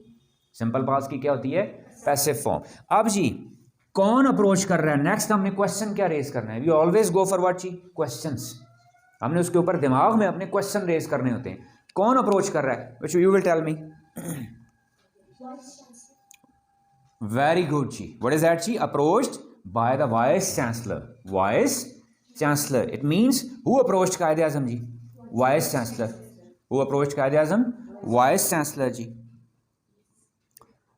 With a request to deliver the convocation address, Vice Chancellor approached him for what? Approached him for what? With a request. Clear? Request of what? To deliver the convocation address. Clear? Now you will say it in Urdu. मैं comprehend अब करना चाह रहा हूँ. Clear? I'm repeatedly saying, I'm not translating it. I'm developing what? My comprehension skill. Clear? The ideas are there. Suppose in board exam ji, that dash or blank approached Qaid-e-Azam for blank. Vice Chancellor approached Qaid-e-Azam to deliver a speech. Are you getting a point जी? इसी बात को उर्दू में कह दो बेटा। Is she correct? Is she correct? Vice chancellor के जरिए कायदे आजम को अप्रोच किया गया। अब मैं आपकी इस बात पे आता हूं, अगर मैं तर्जुमे ही सिर्फ करने हैं मैंने, तो बोर्ड में अगर 5 मार्क्स का क्वेश्चन है मैं तर्जुमा में तो लूज कर दूंगा ना। क्लियर? यहां एक्टिव अप्रोच तो नहीं यूज हुई। क्लियर? कौन सी अप्रोच यूज हुई है, पैसिव अप्रोच, कि मुझे अप्रोच किया गया वाइस चांसलर के थ्रू, किसके लिए, तकरीर करने के लिए। और ये बात कायदे आजम किससे कह रहे हैं, शुरू मैंने कहां से किया था, mister chancellor, ladies and gentleman. अब असल बात, इसको मैं जहां मर्जी जोड़ लूं। क्लियर? अब देखिए, mister chancellor, ladies and gentleman, मुझे वाइस चांसलर के थ्रू या मुझे वाइस चांसलर के जरिए अप्रोच किया गया, किसके लिए, तकरीर करने के लिए। am I clear up till here? यहाँ तक बात समझ में आ गई। यानी अब देखिएगा ज़रा मैं कहना क्या चाह रहा हूँ कि यहाँ मैंने सिर्फ ट्रांसलेट नहीं किया, मेरे दिमाग में एक स्ट्रक्चर भी साथ आ गया कि जब भी पैसिव स्ट्रक्चर मैं दोबारा इसको लिखना है तो मैं कैसे लिखूंगा कि कायदे आजम वॉज अप्रोच। आप ज़रा देखें यहाँ अगला दूसरा रूल कौन सा अप्लाई हो रहा है, नरेशन अप्लाई हो रही है नहीं हो रही। नरेशन में दो कौन सी चीज़ें, हमने डिटेल सेशन किया हुआ है, इसमें दो कौन सी चीज़ें हम चेंज कर रहे होते हैं, pronoun and verb. Pronoun and narration में दो कौन सी चीज़ें चेंज होती हैं, प्रोनाउन एंड वर्ब। तो प्रोनाउन हमें, नरेशन क्या होती है, डायरेक्टली। ये कायदे से हमने क्या कहा, डायरेक्टली। उन्होंने अपने बारे में क्या कहा, आए। जब मैं उसको लिखूंगा एग्जाम में तो मैं कैसे लिखूंगा, कायदे Azam said that, Quaid-e Azam said that he was approached, said that he was approached या he had been approached, he had been approached by whom, क्योंकि जो ऑलरेडी पास्ट उसको हम किस में कन्वर्ट करते हैं, पास्ट परफेक्ट में। Clear? By whom, by vice chancellor जी। आगे देखिए जी, I made it clear to him, what is the structure here जी। अब देखिए मैं किसी चीज पे फोकस नहीं करूंगा। Is there any helping verb? No. What is the verb there? Made. What is there? Made. Clear? Made is what जी, second form, simple past. Clear? Third form भी मेड होती है। हाउ विल आई डिफरेंशिएट के ये second form है, third क्यों नहीं है, इससे पहले हेल्पिंग वर्ब नहीं। अगर हेल्पिंग वर्ब होता तो ये क्या होती, थर्ड फॉर्म। अगर हेल्पिंग वर्ब नहीं है तो फिर ये क्या है, second form. I am clear जी। मेड, मेड मीन्स बनाना करना, मैं ट्रांसलेट नहीं कर रहा, मैं उसको समझने की कोशिश कर रहा हूँ। क्लियर? हु मेड जी, हु मेड जो टेक्स्ट में लिखा है मुझे वो बताइएगा। I made. Clear? Who made, I से यहाँ मुराद कौन है? कायदे आज़म। इसका मतलब कायदे Azam made what? Clear. Quaid-e Azam made it clear. Clear? To whom? To him. Him is referring to whom? Vice Chancellor. Quaid-e-Azam made it clear to Vice Chancellor. Clear? क्या क्या क्लियर किया? ये जी बेटा, you will go for it. Calls on me. अब देखें फिर sentence के अंदर फिर आगे एक और सेंटेंस आगे नहीं आ गया उसमें, यानी एक और क्लॉज आगे नहीं आ गई उसमें। हेल्पिंग वर्ब क्या है जी? पर एक पॉइंट क्लियर करना चाह रहा हूँ जी, गौर से देखिएगा। अब यहाँ पे चले, मैं इसको यहाँ भी लिख देता हूँ बार। यहाँ क्या था? वॉजवर के बाद थर्ड फॉर्म, वॉजवर के बाद थर्ड फॉर्म। यहाँ वॉजवर के बाद आगे कोई वर्ब है नहीं, वर्ब है ही नहीं है। फिर वापस मैं वही चार्ट पे जाऊँगा कि हमारे पास वॉजवर की 3 काइंड्स थी। बेटा आप बताएं कि कौन कौन सी? एक वॉजवर के बाद क्या आता है? Third form. Clear? Book was published, indefinite का पैसिव। एक वॉज के बाद क्या आता है? आईएनजी। एक वॉज के बाद क्या आता है? Being, third form. और अब मेरे पास एक फोर्थ फॉर्म आ गई। I told you that day, मैंने कहा नॉलेज खुद बहुत बढ़ता जाएगा आपका। एक चौथी किस्म आ गई जिसमें वॉजवर के बाद आगे वर्ब है ही नहीं है, आगे वर्ब नहीं है। क्लियर? और जब इसके बाद वर्ब ना हो इसको खुद हम क्या कह देते हैं? वर्ब। लेकिन ये वर्ब की आगे फिर एक खास किस्म है, फिर साथ लिख लीजिएगा एनएमडी कैट, एमडी कैट का ईटा का एमसीक्यू यहां आ रहा है। क्या आ रहा है यहां पे? MCQ.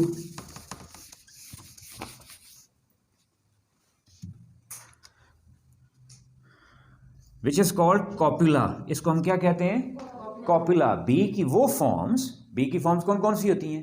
Ism are, was were, been. Be की फॉर्म्स या कोई और ऐसे वर्ब्स हैविंग नो एक्शन, जिनमें कोई एक्शन ना होता हो, उसको हम क्या कहते हैं? Copula. For example he seems sad, इसमें कोई काम हो रहा है। ही लुक्स हैप्पी, कोई काम हो रहा है। इट टेस्ट्स गुड, काम हो रहा है। इट स्मेल्स बैड, कोई काम हो रहा है। इसका मतलब है सीम्स, लुक्स, टेस्ट्स, ये सारे वर्ब्स ऐसे हैं जिनमें कोई एक्शन नहीं है। ऐसे वर्ब्स को क्या कहते हैं? कॉपुला। अब क्या मतलब, मैं क्या कह रहा था, एमसीक्यू क्या आएगा? He was nice, he was very nice. अब इसमें अगर वो वॉज को अंडरलाइन करें तो आप इसको हेल्पिंग वर्ब लिख सकते हो? नहीं। लिंकिंग वर्ब लिख सकते हो? नहीं। तो क्या लिखेंगे इसको? ये या नॉर्मल वर्ब भी लिख सकते हो? नहीं। अगर वर्ब और कॉपुला दोनों ऑप्शन आए हुए तो फिर आप कौन सा चुनोगे? कॉपुला। दिस इज व्हाट जी? कॉपुला। यानी उस टेक्स्ट की लाइन में से मेरे पास 2 डिफरेंसेस आ गए। एक क्या आ गया, मैंने एक नया स्ट्रक्चर सीख लिया कि जिसमें सम टाइम इज़म-आर, वॉजवर ऐसे होते हैं जिनके बाद कोई वर्ब नहीं होता। एम आई क्लियर जी? पहली बात जी, जब इनके बाद वर्ब ना हो तो फिर ये खुद वर्ब बन जाते हैं। मेरा नॉलेज बढ़ गया। ठीक है। दूसरा मेरे पास एक और एमसीक्यू भी साथ आ गया। ये आई एम डूइंग व्हाट जी? I am adapting text. I am adapting text किसके अकॉर्डिंगली? अब जरा आए चैप्टर के पीछे, जरा स्टार्ट में देखिएगा एसएलओज बहुत क्लियरली। अब बुक्स के स्टार्ट में आपके इसका पहला पेज देख लें, नजर आ रही है? लिस्ट पूरी नजर आ रही नहीं आ रही? क्लियर? उसी लिस्ट में पहला पॉइंट देखें जी, इन्फर थीम। थीम किसने निकालना है? बच्चों ने, स्टूडेंट्स ने। उसकी हेडिंग में चेक कीजिएगा, by the end of the unit the students will be able to infer theme. यहाँ इंपॉर्टेंट पॉइंट जी, जो आर्ग्यू किया जाता है कि जी बच्चों को थीम लेसन का, समरी लेसन की स्टार्ट में दे देनी चाहिए। This is wrong, absolutely wrong method जी, ये बिल्कुल गलत तरीका है। ये they have to infer it, उन्होंने खुद निकालना होता है। वो टेक्स्ट के थ्रू निकलेगा नहीं निकलेगा। आगे उसी लिस्ट में देखेंगे आपको बहुत सारी चीज़ें और स्किल्स नजर आएंगी। अब मैंने क्या कर लिया, वो स्किल्स की एसएलओज अपने पास एक लिस्ट बना ली। जो लिस्ट हम 3 ऑलरेडी डिस्कस कर चुके हैं। हमने क्या कहा था? बोर्ड एग्जाम, एंट्रेंस टेस्ट और स्किल्स। बेसिक मेरे एसएलओज ये हैं। उन एसएलओज में आगे मजीद और कोई एक्सटेंशन निकालना चाहूँ, मैं ऐड करना चाहूँ, अब मैंने साथ क्या रखा हुआ है? मैंने क्या बोर्ड एग्जाम का क्या एमसीक्यू, साथ दूसरा बोर्ड एग्जाम का क्या राइटिंग स्किल। अब राइटिंग स्किल के लिए क्या, राइटिंग स्किल कौन से क्वेश्चन के जो आंसर्स होते हैं, जितने अच्छे तरीके से मैं उसको पढ़ूंगा उतने अच्छे तरीके से ऑटोमेटिकली मेरे लिखने में भी आ जाएगा। अब लिखने में क्या आ जाएगा जी? फॉर एग्जाम्पल क्वेश्चन आ गया, what were the opening lines of the speech of कायदे आज़म जी। अब एक तरीका क्या है, मैं नोट से, बुक से इसको रटा मारूं, और ये किसकी स्पीच है? कायदे आज़म की। किसकी स्पीच है ये? या कोई चैप्टर जो होता है वो किसने लिखा होता है? प्रोफेशनल राइटर ने। किसने लिखा होता है? प्रोफेशनल राइटर ने। अग्रीड जहाँ तक बात। अब क्या एक मैं इंटर लेवल का, इवन BS लेवल का बच्चा भी कहूँ, क्या वो प्रोफेशनल राइटर के अकॉर्डिंगली एग्जैक्टली सेम वैसे ही लिख सकता है? नहीं। अब मैं फिर इसमें से कुछ चीज़ें क्या करूँगा? एक्सक्लूड करूँगा। कैसे एक्सक्लूड करूँगा? वहाँ जो भी डिटेल है मैं उसको क्या कट शॉर्ट कर दूंगा। In the beginning of the speech Quaid-e Azam told that he was approached by vice chancellor, clear, for address, for convocation address. और अगली बात आप देखें उसको कैसे करूँगा? And he made it clear to vice chancellor, he made it clear to vice chancellor what ची, जो बेटी ने लाइन छोड़ी थी वो क्या थी? There were so many calls on me जी। अब देखें, अब this is called vocabulary, this is called what? Vocabulary. और वोकैबुलरी कौन सी चाहिए होती है आपको? कॉनोटेटिव। कौन सी चाहिए होती है? कॉनोटेटिव। एक होते हैं वर्ड के डिक्शनरी मीनिंग, एक होते हैं उसके कॉन्टेक्चुअल मीनिंग। अब कॉल नॉर्मली कहें तो हम कॉल किसको? फोन कॉल को भी कॉल कहते नहीं कहते? हेयर कॉल से मुराद क्या होता है? Duty. Here call is referring to what? Duty. Clear? Do I need to consult some dictionary here? क्या मुझे यहाँ को डिक्शनरी की जरूरत पड़ रही है? नहीं। I am inferring the meaning from context. कहाँ से मीनिंग निकाल रहा हूँ मैं? कि उनके ऊपर बहुत सारी जिम्मेदारियां थी। That I could not possibly prepare a formal convocation address. What is next structure इसमें? अगला कौन सा निकला है? मैं रिपीट कर रहा हूं लाइन को। आई could not possibly prepare, I could not possibly prepare. क्या स्ट्रक्चर आ रहा है बीच में? मैंने कहा दो चीजें निकालनी होती हैं, हेल्पिंग वर्ब एंड वर्ब। मैं बाकी किसी चीज पे फिलहाल फोकस नहीं करूंगा। क्या आ गया? Could prepare, could prepare. अब जब कुड का स्ट्रक्चर आ गया, I will go for all the possibilities. Could कहाँ कहाँ यूज होता है जी? It's basically past form of can, ability के लिए। दूसरा रिक्वेस्ट के लिए भी यूज होता है, नहीं होता? Could I take your pen, could I have a seat there. Some time ये फ्यूचर के लिए भी यूज होता है, नहीं होता? हमने लास्ट सेशन में डिस्कस किया था कि some time we use could for future when what desire is involve there जी। When what is there? Desire. For example, he works really hard so that he could get good marks. यहाँ फिर MD CAT का ईटा का MCQ आ रहा है, वो MCQ देंगे क्या? He works so that he can get good marks जी। अब ये ठीक है? Is it correct जी? गलत है ये जी। अब यहाँ पे जब डिजायर आ जाए तो फिर फ्यूचर के लिए कैन नहीं यूज होगा, क्या यूज होगा? कुड। अब ये स्ट्रक्चर आया कहाँ से मेरे पास? टेक्स्ट में मौजूद है। अब आप आइडेंटिफाई करेंगे कि क्या ये रिक्वेस्ट के लिए है, क्या ये फ्यूचर के लिए है, क्या ये एबिलिटी के लिए है, कैन की पास्ट फॉर्म के लिए है। I could not possibly prepare किसके लिए इस्तेमाल हुआ है ये? वेरी गुड जी, पास्ट ऑफ एबिलिटी। तो जब मैं उनके लिए लिखूंगा तो फिर क्या लिखूंगा? कायदे-ए-आज़म के लिए क्या लिखूंगा? ही कुडंट प्रिपेयर, या he couldn't have prepared, he couldn't have prepared what she? Formal convocation address. आप इस बात को उर्दू में रिपीट कर दो बच्चे, सारी बात को। देखिए मैं अब ट्रांसलेट नहीं करूंगा, अब इन्होंने खुद करना है।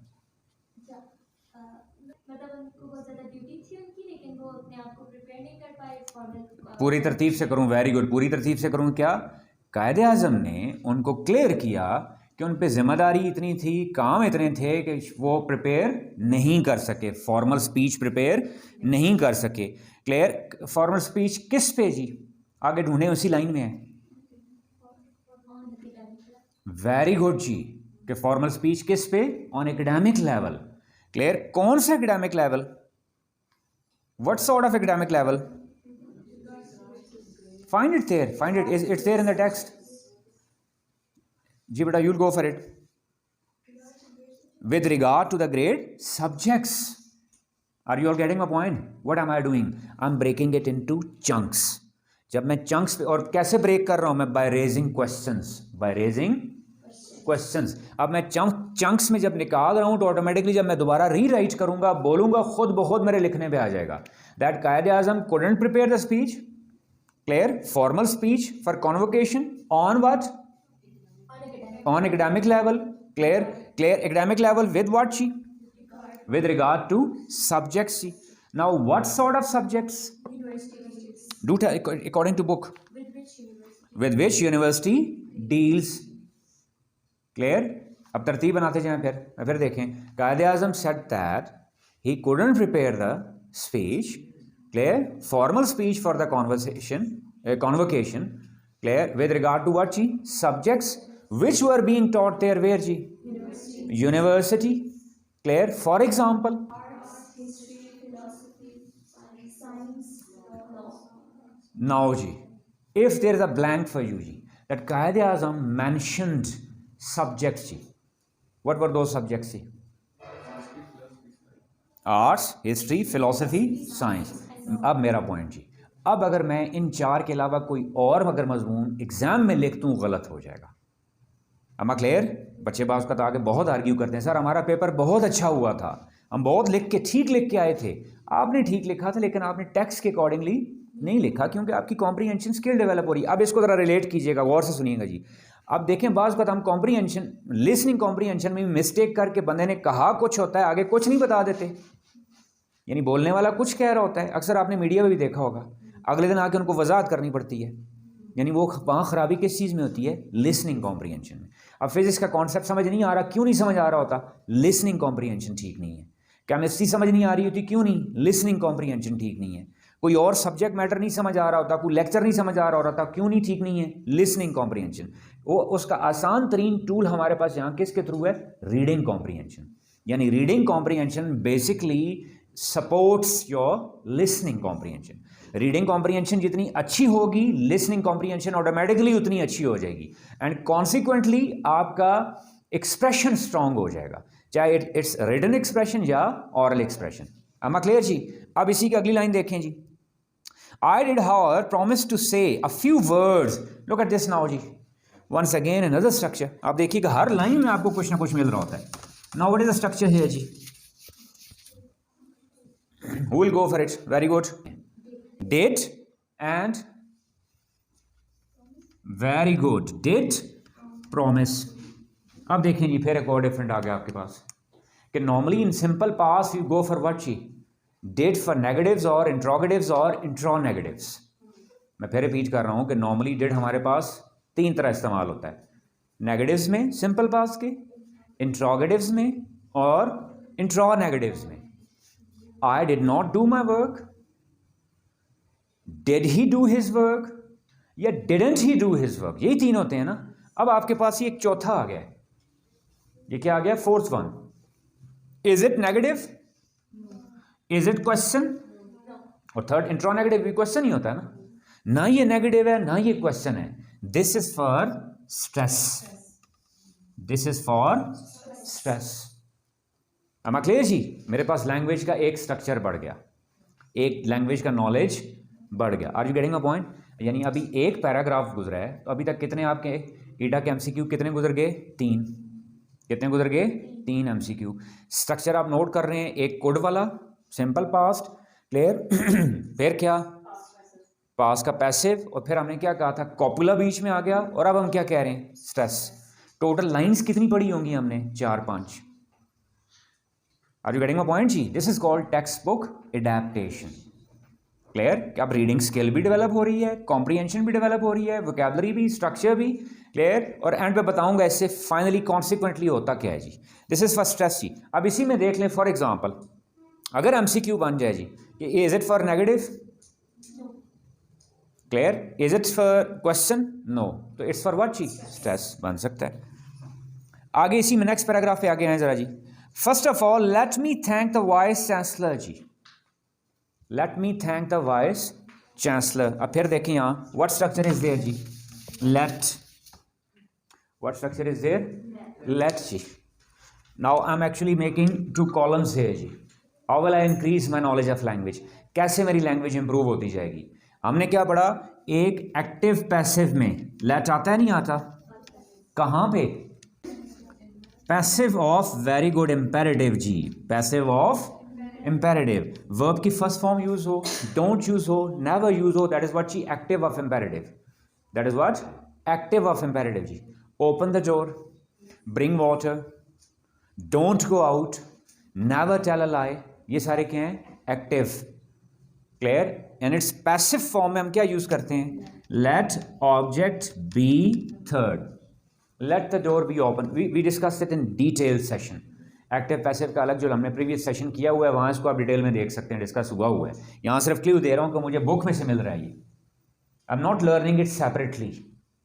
ये बुक में आया है यहाँ पे, लेकिन मुझे डिफ्रेंशिएट तो करना पड़ेगा ना कि ये कौन सा लेटर. अब मैं क्लियर जी. आप जरा बुक से जज करके देखें, क्या यहाँ पे आपको कोई बुक में ऐसी कोई चीज नजर आ रही है? Late me thank you.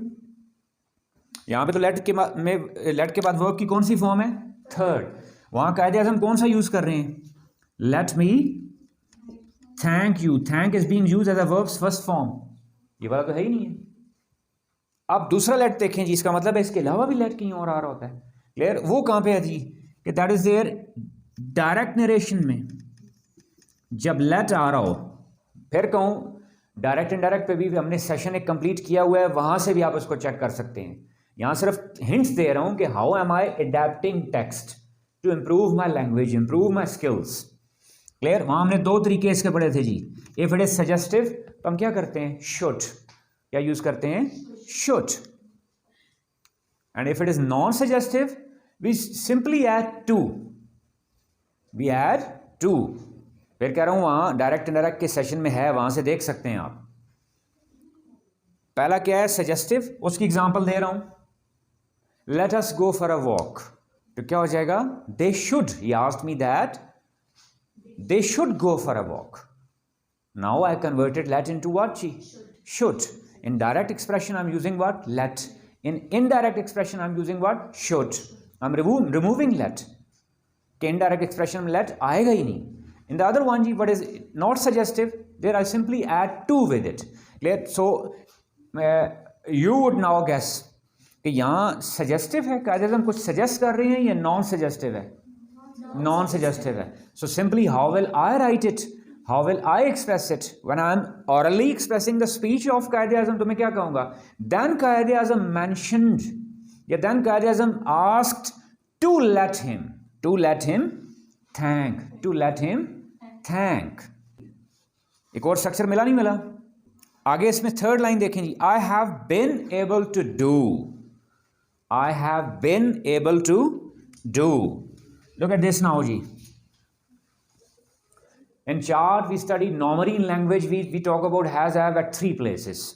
हमने चार्ट वाले सेशन में बहुत डिटेल में डिस्कस किया था. कौन कौन सी थी? Has third, has been third, has been ing, has been ing. Perfect continuous का जो पैसिव होता है वो भी यही वाला होता है, इसलिए मैं मेंशन ही नहीं कर रहा. Now, don't you think that यहाँ एक और प्रॉब्लम पड़ गई? ये भी क्या है? एक फोर्थ फॉर्म आ गई. हैज बिन आ गया, लेकिन उसके बाद आगे वर्ब है ही नहीं है. Can you notice it in the text? What is it she? I have been able to. यहां सारे बिन के बाद आगे वर्ब की कोई ना कोई फॉर्म है या नहीं है? या थर्ड फॉर्म है या क्या है? आईएनजी. सिंपल परफेक्ट अब पैसिव है तो क्या है? Building has been painted, task has been completed. Continuity है तो क्या? आई have been teaching, he has been studying. यानी यहां हर जगह बिन के बाद आगे कोई ना कोई वर्ब यूज हो रहा है, वर्ब यूज हो रहा है. लेकिन अब मेरे पास टेक्स्ट में एक ऐसी एग्जांपल आ गई, एक ऐसा स्ट्रक्चर आ गया, ऐसी एक सिचुएशन आ गई कि जिसमें बिन के बाद आगे वर्ब नहीं है. तो हमने फिर क्या किया था? इज़-एम-आर की बारी. हमने क्या कहा था? जब इज़-एम-आर वॉज-वर्ब के बाद आगे वर्ब ना हो तो इज़-एम-आर वॉज-वर्ब खुद वर्ब बन जाते हैं. तो सेम इज द केस है ना. यहां बिन खुद क्या बन जाएगा? वर्ब. बिन खुद क्या बन जाएगा? वर्ब. यूजुअली दो तरह के मीनिंग्स के साथ आता है. ये रिमेन के मीनिंग्स में, ये जाने के, गोइंग के मीनिंग में. नहीं कहते where have you been, where have you been? I have been there. Got my point? या आई हैव रिमेन्ड. यहां पे क्या मतलब? I have been able to do जी, I have remained. Got it? अब यहां क्या पता चला मुझे? इसी से एक और एमसीक्यू निकाल सकता हूं मैं अब कि बिन अंडरलाइंड हो. अब मैं इसको हेल्पिंग वर्ब कहूंगा, लिंकिंग कहूंगा, ऑक्सिलरी कहूंगा, या वर्ब कहूंगा? वर्ब कहूंगा. क्या कहूंगा उसको? वर्ब कहूंगा. इसी की एक और एग्जांपल देख लें. He will be happy, he will be happy. Now look at this here जी. What is be here? Verb. It is what, verb. Normally हमने क्या, बच्चों ने क्या रटा मारा होता है, जहां पे बी आ जाए वो क्या, पैसिव होता है। क्या होता है? For example will be third form, result will be announced, will be ING, will be being third form. अब यहां पे बी क्या है? वर्ब है। थर्ड पैराग्राफ पे आ जाए जी। In addressing you I am not here speaking. Now what is in addressing you? अब देखिए सेंटेंस हमारा बढ़ता जा रहा है, नॉलेज बढ़ता जा रहा है। कि हमने शुरू कहां से किया था? पहला सेशन सिर्फ किससे शुरू किया था? Helping verb and verb. फिर आहिस्ता आहिस्ता चीजें उससे एक्सट्रैक्ट होती जा रही, नहीं होती जा रही? होती जा रही है ना। Got my point? अब उसी में देखें एक और चीज और ऐड होती जा रही है कि यहां पे क्या है? In addressing you, in addressing you. Clear? हमने क्या लास्ट टाइम क्या कहा जी? Look at this, one is called finite verb जी, हमने सेशन में डिस्कस किया था। एक को हम क्या कहते हैं? फाइनाइट, जो असल काम है, जो क्या है, असल एक्शन है। उसके साथ अब सेंटेंस ऐड होता जा रहा है। मेरा स्पोकन एक्सप्रेशन, मेरा रिटन एक्सप्रेशन बढ़ता जा रहा है। क्लियर? उसमें कौन सी चीजें आती हैं? इनफाइनाइट। क्या आती हैं? इनफाइनाइट। लास्ट टाइम भी डिस्कस थी, मैंने आपको कहा इस पे अलग पूरा एक सेशन होगा, कंप्लीट सेशन सिर्फ इनफाइनाइट्स पे। क्योंकि आपकी ज़ुबान जो आप जुमला बोलते हो उसका एक बहुत बड़ा हिस्सा किस पे मुश्तमिल होता है? इनफाइनाइट्स पे। आसान तरीन लफ्ज़ों में समझाने की कोशिश कर रहा हूँ। अब मैंने ये वाला स्ट्रक्चर फाइनाइट वाला सीख लिया। मैं जाता हूँ, आई गो, मैं गया, आई वेंट, मैं जाऊँगा, आई गो। ये वाला हिस्सा था। अब जी आगे उसमें देख ले, मैंने क्या कहा? इनफाइनाइट में 3 किस्में थी, infinitive, gerund, participle. Infinitive, gerund, participle. अब यूजुअली यूजेज के हिसाब से देख लें आप, तो आपका इन्फिनेटिव या जेरंड मोस्टली इकट्ठे आ रहे होते हैं, एक ही तरीके से आ रहे होते हैं। स्पोकन एक्सप्रेशन में, रिटन एक्सप्रेशन में चल जाते हैं। मैं एग्जांपल से समझाता हूं आपको कि that he goes there to study, या he goes there for studying. In spoken expression चल जाता है। लेकिन मैं फिर कहूं examination point of view, entrance test point of view, होता क्या इन्फिनेटिव? मैं कहा अलग पूरा डिटेल सेशन होगा। लास्ट सेशन में हल्का सा डिस्कस किया भी था कि फाइनाइट क्या होता है? जो अपने सब्जेक्ट के साथ बाउंड हो, सब्जेक्ट नंबर डिपेंडेंट हो। ही है तो इज होगा, दे है तो क्या हो जाता है? आर। Am I clear? लेकिन इन्फिनेटिव क्या होता है? ये भी वर्ब की किस्म है, वर्ब की एक्सटेंशन कह लो। जिस तरह यहां मैंने क्या लिखा है? ही गोज, तो गोज कौन सा वर्ब है? Main, finite verb. इन्फिनेटिव क्या है? To study. ये अपने सब्जेक्ट के नंबर डिपेंडेंट नहीं होता। सब्जेक्ट सिंगुलर है फिर भी टू स्टडी होगा, सब्जेक्ट प्लूरल है फिर भी टू स्टडी होगा। जेरंड क्या होता है? जो हमने क्या कहा था? वर्ब। जेरंड क्या होता है? वो वर्ब जो वर्ब भी और नाउन का रोल भी प्ले करे। When verb performs a role of a noun, verbal noun भी कह देते हैं इसको, verbal noun. Different terminologies are there. जो वर्ब नाउन का रोल प्ले करे। एम आई क्लियर जी? यहां पे देख लें आप जरा, studying, preposition for is there. इस फॉर का ऑब्जेक्ट क्या है? प्रपोजिशन का ऑब्जेक्ट क्या बनना होता है? नाउन या प्रोनाउन, नाउन या प्रोनाउन। तो यहां तो ना नाउन है ना प्रोनाउन है, तो आप कह लें ये वर्ब ऐसा है जो नाउन का रोल प्ले कर रहा है, तो ये क्या है? जेरंड। नॉर्मली ये चल जाते हैं। He goes there to study, ये भी ठीक है normally. He goes there for studying, ये भी ठीक है। लेकिन मैं अब इसी से एमसीक्यू निकाल रहा हूं जी, बोर्ड एग्जाम का, एमडी कैट, ईटा।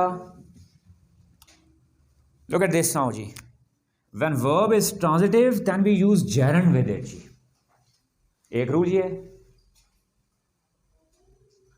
दूसरा रूल क्या है? When it is there some purpose, sorry cause, when it is there what?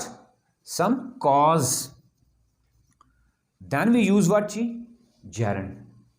मैंने यहां पे क्या कहा? वर्ब कौन सा है? ट्रांजिटिव, तो उसके बाद क्या यूज होता है? जेरंड। एग्जाम्पल लिखने लगा हूं, गौर से देखिएगा जी। He eats to gain wait,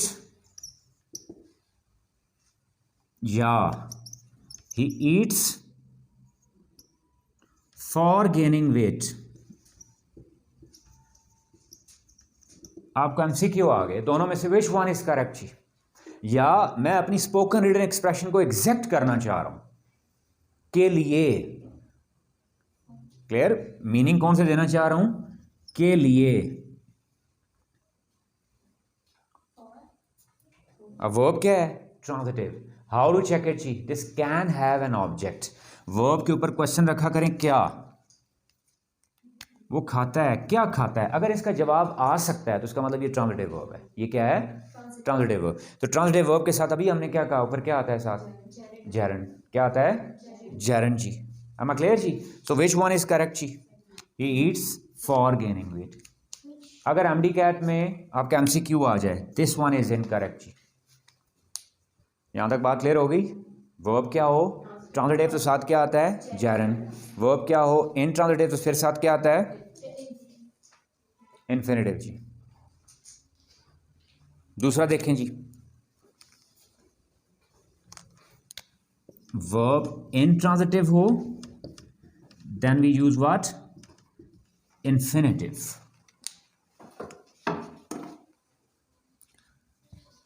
अब गौर से देखिएगा जी,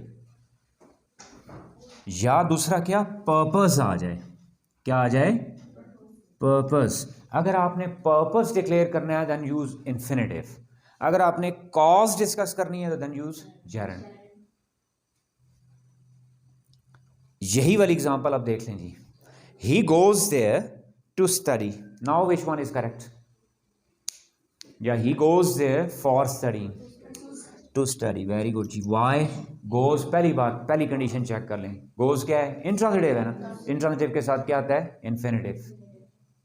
दूसरी बात कि यहाँ पर्पस है या कॉज है? पर्पस है। क्या है यहाँ पे? पर्पस है जी। जब भी पर्पस आए तो फिर हम क्या यूज करते हैं? इन्फिनिटिव। यहाँ तक बात क्लियर हो गई? यानी मैं एक जनरल आइडिया देता जा रहा हूँ। कंप्लीट हमारा एक सेशन इन्फिनिटिव पे, जेरंड पे, सब पे होगा। आज का हमारा टॉपिक क्या है कि टेक्स्ट को कैसे यूज करके हम ये चीज़ें डेवलप कर सकते हैं। We need not to go for some separate course of grammar, separate course of language, separate course for comprehension skill, 4 skills, presentation skills, वो भी बताऊंगा अभी इसके बाद, रिटन एक्सप्रेशन, ऑरल एक्सप्रेशन, ये सारी चीज़ें टेक्स्ट के थ्रू ही पॉसिबल हैं। लेकिन ये अब निकल कहाँ से रहा है कि मैंने वहाँ 2 चीज़ें क्या डिस्कस कर दी थी? इन्फिनिटिव और जेरंड। तीसरी चीज़ क्या थी? पार्टिसिपल। तीसरी क्या थी? पार्टिसिपल। यानी एक फाइनाइट हो गया, दूसरा क्या था साथ? इनफाइनाइट। इनफाइनाइट में आगे 3 थी, इन्फिनिटिव, जेरंड और पार्टिसिपल। पार्टिसिपल क्या? When verb plays the role of adjective. ये भी आ जाएगा, इसको अभी फिलहाल छोड़ दें। जब वर्ब किसका रोल प्ले करे? एडजेक्टिव का। किसका रोल प्ले करे? एडजेक्टिव का। या यही एग्जांपल देख लें, साथ ही देता हूं ताकि आपको कंफ्यूजन ना हो। इस तरह क्या? He has a smiling face. He has a smiling face. अब यहां गौर से देखिएगा, what is smiling here? Verb adjective का रोल प्ले कर रहा है, नहीं कर रहा? कर रहा है ना। When verb is playing performing the role of what? Adjective, या वर्ब एडजेक्टिव बन रहा है तो इसको हम क्या कह देते हैं? पार्टिसिपल। क्या कह देते हैं इसको?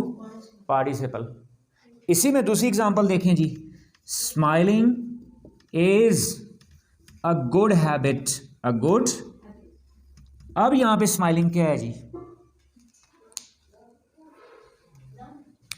Very good. Verb role perform कर रहा है किसका? नाउन का। और उसको हम क्या कहते हैं? जेरंड।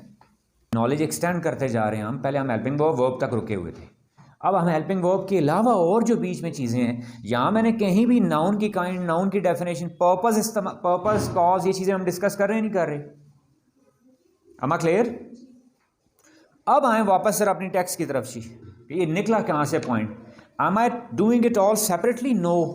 हमने क्या किया था यहाँ पे? क्या कहा था? इन एड्रेसिंग यू, कि सम टाइम ये जेरंड फ्रेज होती है, जेरंड फ्रेज होती है या पार्टिसिपल फ्रेज होती है। In addressing you, I M. अब I am in addressing you किसके इस्तेमाल हो रहा है? के लिए, जिसको उर्दू में मस्तर भी कह देते हैं बाज़ का। इन्फिनिटिव इस्तेमाल होता है। मैंने क्या कहा? इन्फिनिटिव और जेरंड एक तरह के मीनिंग दे रहे होते हैं। क्लियर? वो वहां जाता है पढ़ने के लिए, he goes there to study, के लिए। वो जाता है खाने के लिए टू ईट या फॉर ईटिंग, बोलने के लिए टू स्पीक, चलने के लिए टू वॉक, एक्सरसाइज करने के लिए to exercise. Are you getting my point? In addressing use gerund phrase, ये क्या बन रही है यहाँ पे? फ्रेज बन रही है। अब यहाँ पे फिर मैं बात वो कहूँ के साथ छोटा सा एक और कॉन्सेप्ट आ गया। यानी पहले मैंने यहाँ तक क्या क्लियर किया कि फाइनाइट मेन वर्ब होता है। नेक्स्ट पॉइंट क्या क्लियर किया कि मेन वर्ब के साथ सेंटेंस में कुछ एक्स्ट्रा पोर्शन होता है जिसको क्या कह देते हैं? इनफाइनाइट, जिसमें 3 डिफरेंट चीज़ें यूज़ होती हैं। इन्फिनेटिव भी यूज़ होता है और जेरेंड भी और पार्टिसिपल भी। नॉर्मली हम इन्फिनेटिव्स या जेरेंड्स को एक ही जगह रख रहे होते हैं, जिसका मैं बता रहा था के लिए हम कहते हैं कि वो जाता है किस लिए, ये किस के लिए, ये गोज़, वो जाता है पढ़ने के लिए, टू स्टडी या फॉर स्टडीइंग, दोनों यूज़ हो रहे होते हैं। लेकिन अब अगली बात एक आ जाए कि भाई एंट्रेंस टेस्ट आ गया, कोई एग्ज़ाम आ गया, कोई एग्जैक्टनेस डिमांड हो रही होगी, तो फिर वहाँ मैंने फिर डिफ्रेंशिएट करना है कि भाई आया मैं इन्फिनेटिव यूज़ करूँ या जेरेंड यूज़ करूँ। तो वहाँ फिर 2 बातें की जाती हैं कि अगर क्या हो, इन्फिनेटिव हो, सॉरी इंट्रांजिटिव, यानी ये मेन वर्ब क्या हो, इंट्रांजिटिव हो, तो इसके साथ क्या यूज़ होता है? इन्फिनेटिव। या ये कॉज के लिए आ रहा हो तो फिर क्या यूज़ होता है? इन्फिनेटिव। एक बात। दूसरी बात, अगर यहाँ पे क्या आ जाए? ट्रांजिटिव आ जाए, तो आगे इसके साथ फिर क्या आता है? जेरेंड। या ये पर्पस के लिए आ रहा हो तो फिर आगे क्या आ जाता है? जेरेंड। एक पॉइंट ये मजीद उस पॉइंट को और एक्सटेंड कर दिया हमने, क्या कह दिया कि सम टाइम अकेला जेरेंड भी नहीं होता, वो क्या हो जाती है? पूरी फ्रेज आ जाती है।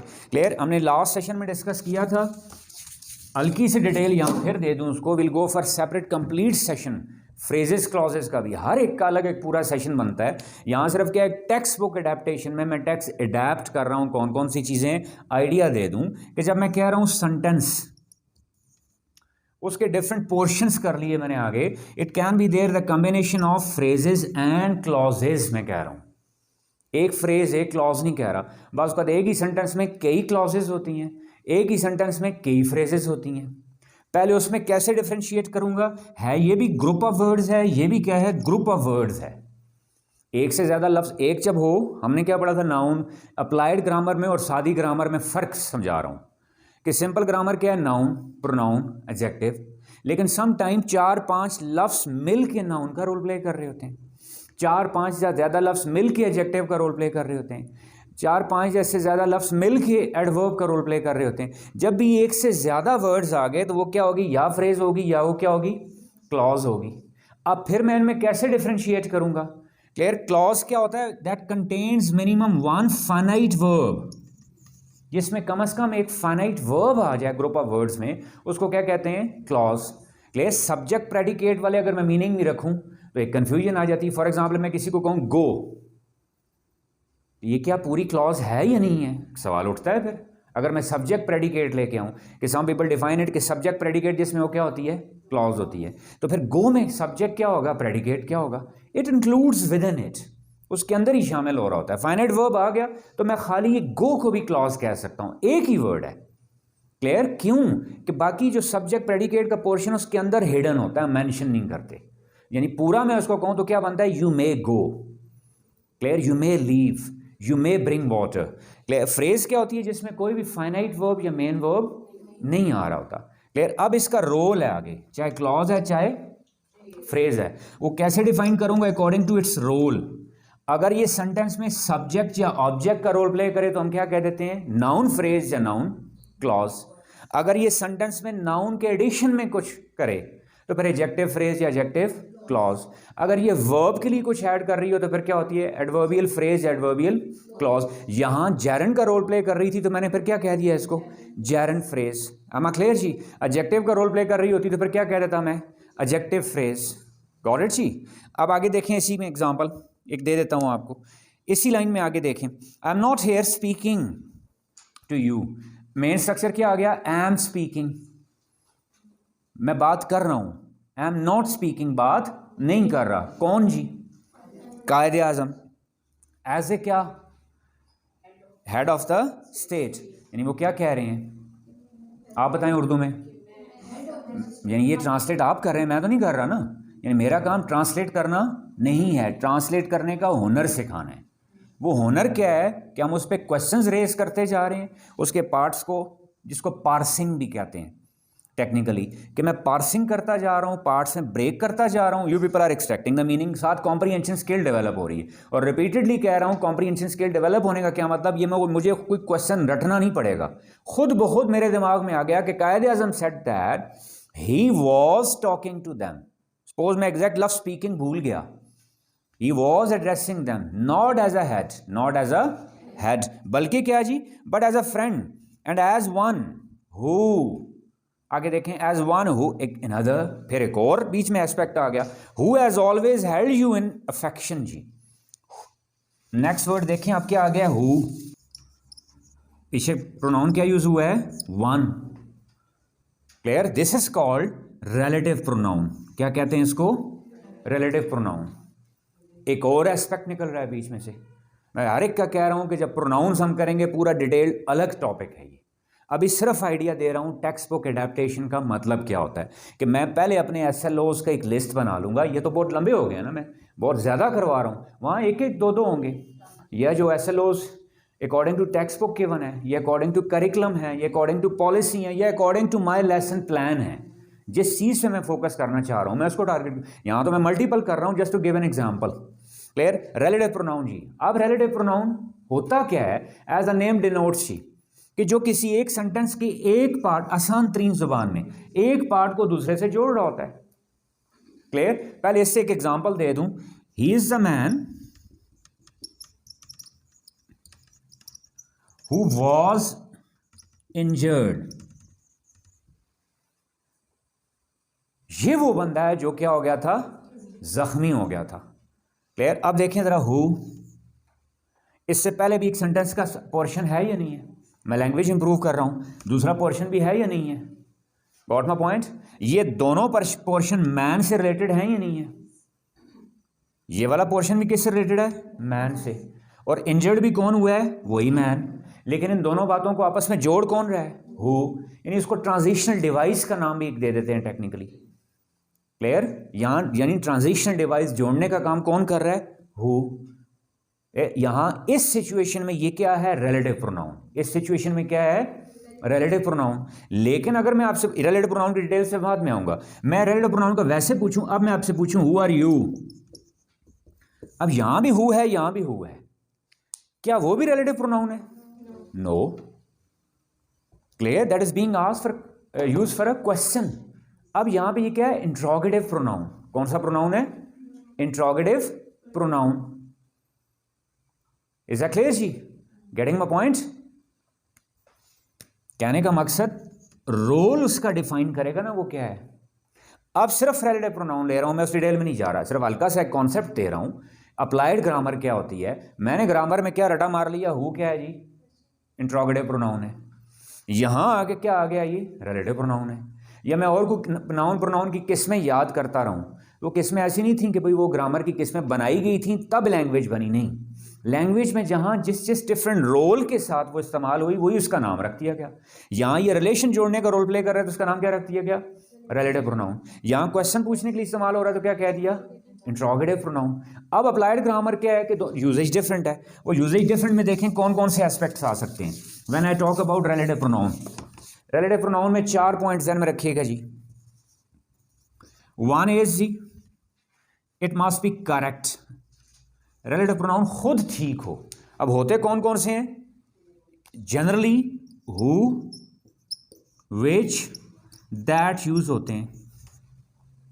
हु का सब्जेक्टिव केस हु है, ऑब्जेक्टिव केस क्या हो जाएगा, हुम, पोजेसिव केस क्या हो जाएगा, हुज। पहले ये खुद ठीक हो। एक बोर्ड एग्जाम या ईटा या एमडी कैट के पॉइंट ऑफ व्यू से इंपॉर्टेंट पॉइंट बताऊं, फॉर एग्जांपल जी, he is the man which was injured. अब पहले यही गलती हो गई नहीं हो गई, मैं डिटेल नहीं जा रहा, सिंपल कि यहां देखें आना क्या चाहिए था, हो, मैंने क्या यूज किया है, विच, वो इनह्यूमन्स के लिए इस्तेमाल होता है, मैंने इंसान के लिए इस्तेमाल कर दिया। एक बात, दूसरी बात इससे रिलेटेड क्या होती है, इसका एंटेसिडेंट ठीक हो। Antecedent must be correct. Antecedent क्या होता है? जिसके लिए ये इस्तेमाल हो रहा है। जिस तरह हु यहाँ पे किसके लिए इस्तेमाल हो रहा था? मैन के लिए। हु यहाँ किसके लिए इस्तेमाल हो रहा है? मैन के लिए। दूसरी एग्जांपल देखें जी, he is one of them who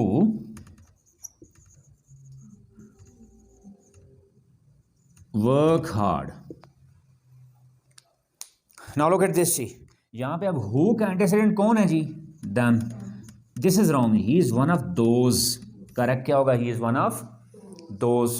यानी पहले क्या मुराद? रिलेटिव प्रोनाउन खुद ठीक होना चाहिए। दूसरी बात क्या? रिलेटिव प्रोनाउन का एंटीसीडेंट ठीक होना चाहिए। am I clear? तीसरी बात क्या? रिलेटिव प्रोनाउन के बाद वर्ब ठीक होना चाहिए। इसके बाद क्या ठीक हो? Verb must be correct. अब फॉर एग्जाम्पल यहीं देख लें, मैं इसी एग्जाम्पल में कर लेता हूं, ही is one of those who works hard. Misunderstanding क्या हो गई? मैंने हु का एंटीसीडेंट किसको ले लिया? ही को।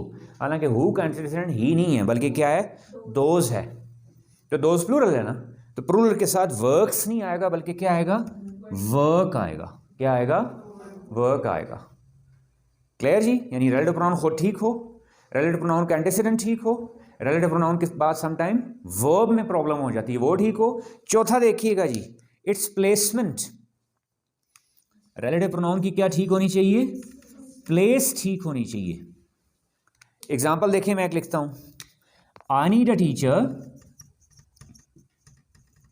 For my son who is 30। अब गौर से देखिए जरा, इसका मतलब क्या बनता है? मुझे एक टीचर चाहिए अपने बेटे के लिए, और मेरा बेटा जो है उसकी उम्र कितनी है? 30 ईयर्स। क्या ये कुछ सेंस बनती है? नहीं। हालांकि मैं कहना क्या चाह रहा था, I need a teacher who is 30 for my son. अब यहां देखें ये क्या है? हु इज 30, यानी इस क्लॉज को किसके साथ आना चाहिए था? टीचर के साथ। तो करेक्ट क्या होगा? I need a teacher who is 30 for my son. अब मैं स्पोकन एक्सप्रेशन में भी कहूं तो ये दोनों बातें क्या हम कहें एक जैसी लग रही हैं, लेकिन कबाड़ा हो जाएगा, मीनिंग बिल्कुल उलट हो जाएंगे। एग्जाम पॉइंट ऑफ व्यू से कहूं वहां भी गड़बड़ हो जाएगी। यानी कहने का मकसद क्या? ये निकला कहां से?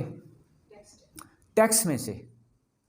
रिलेटिव प्रोनाउन अब मैं कहूं जो इसमें हु के बाद जितना भी आ रहा होता है, ये एडजेक्टिव बनता है नहीं बनता? ही is the man who was injured. अब मैन क्या है? नाउन। हु वॉज इंजर्ड किसके बारे में है? मैन के बारे में। तो एडजेक्टिव हो गया नहीं हो गया? एक से ज्यादा लफ्ज है ना, तो फिर क्या कह दूंगा? एडजेक्टिव फ्रेज या क्लॉज। और बीच में वर्ब भी आ रहा था, इसलिए मैंने क्या कह दिया? Adjective clause. Adjective clause. हम क्लियर जी?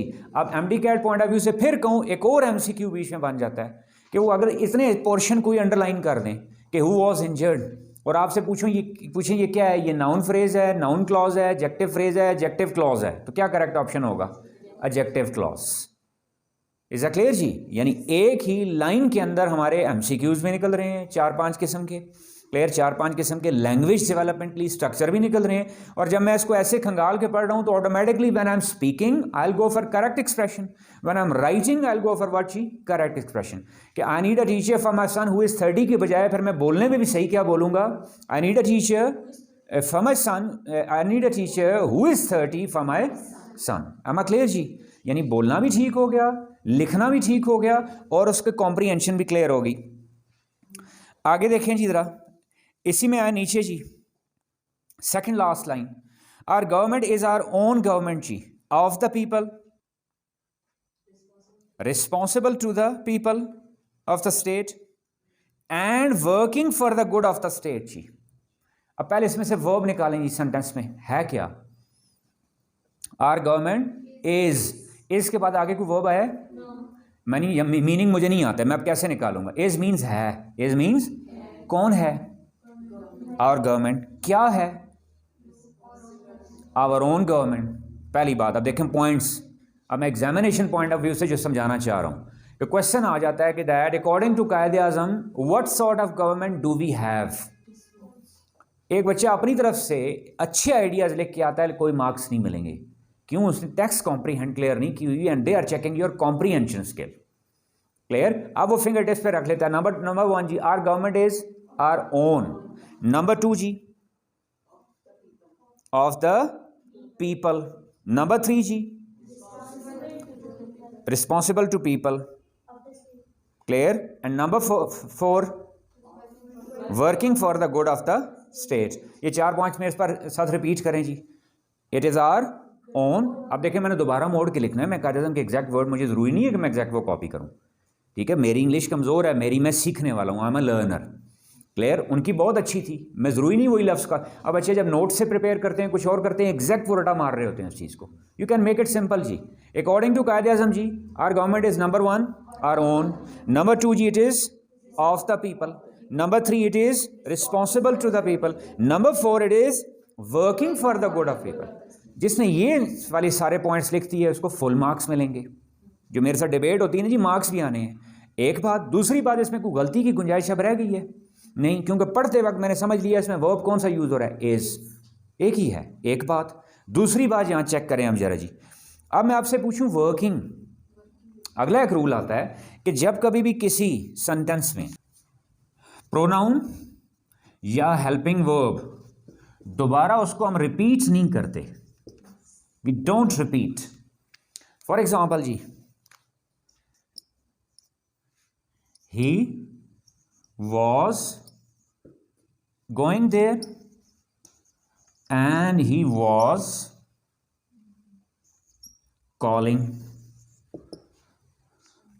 अब देखें एक ही सेंटेंस है, यहां भी ही आया है, दोबारा ही आएगा नहीं. वॉज हेल्पिंग वर्ब आया है, दोबारा आएगा नहीं. एक ही सेंटेंस में कन्वेइंग द सेम सेंस. अब देखें करेक्ट क्या बनेगा, he was going there and calling. अब इसको जरा बुक से चेक करें. इज रिपीट करते जाएं जी. Our government is our own government, comma, is of the people, is responsible to the people और is working. अगर मैं पिछले छोड़ भी दूं, वर्किंग में आप कंफ्यूज नहीं हुए कि डायरेक्ट आईएनजी तो किसी वर्ब में भी नहीं आती.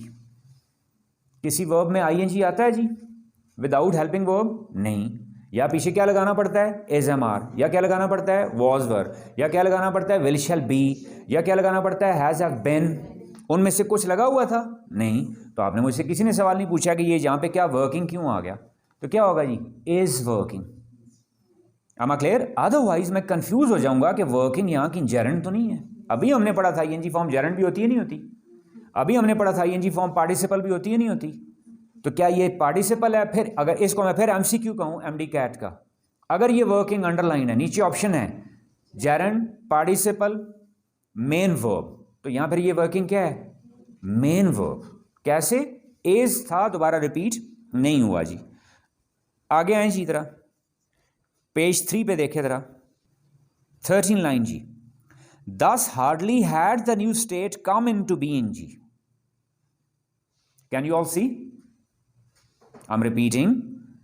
दस हार्डली हैड,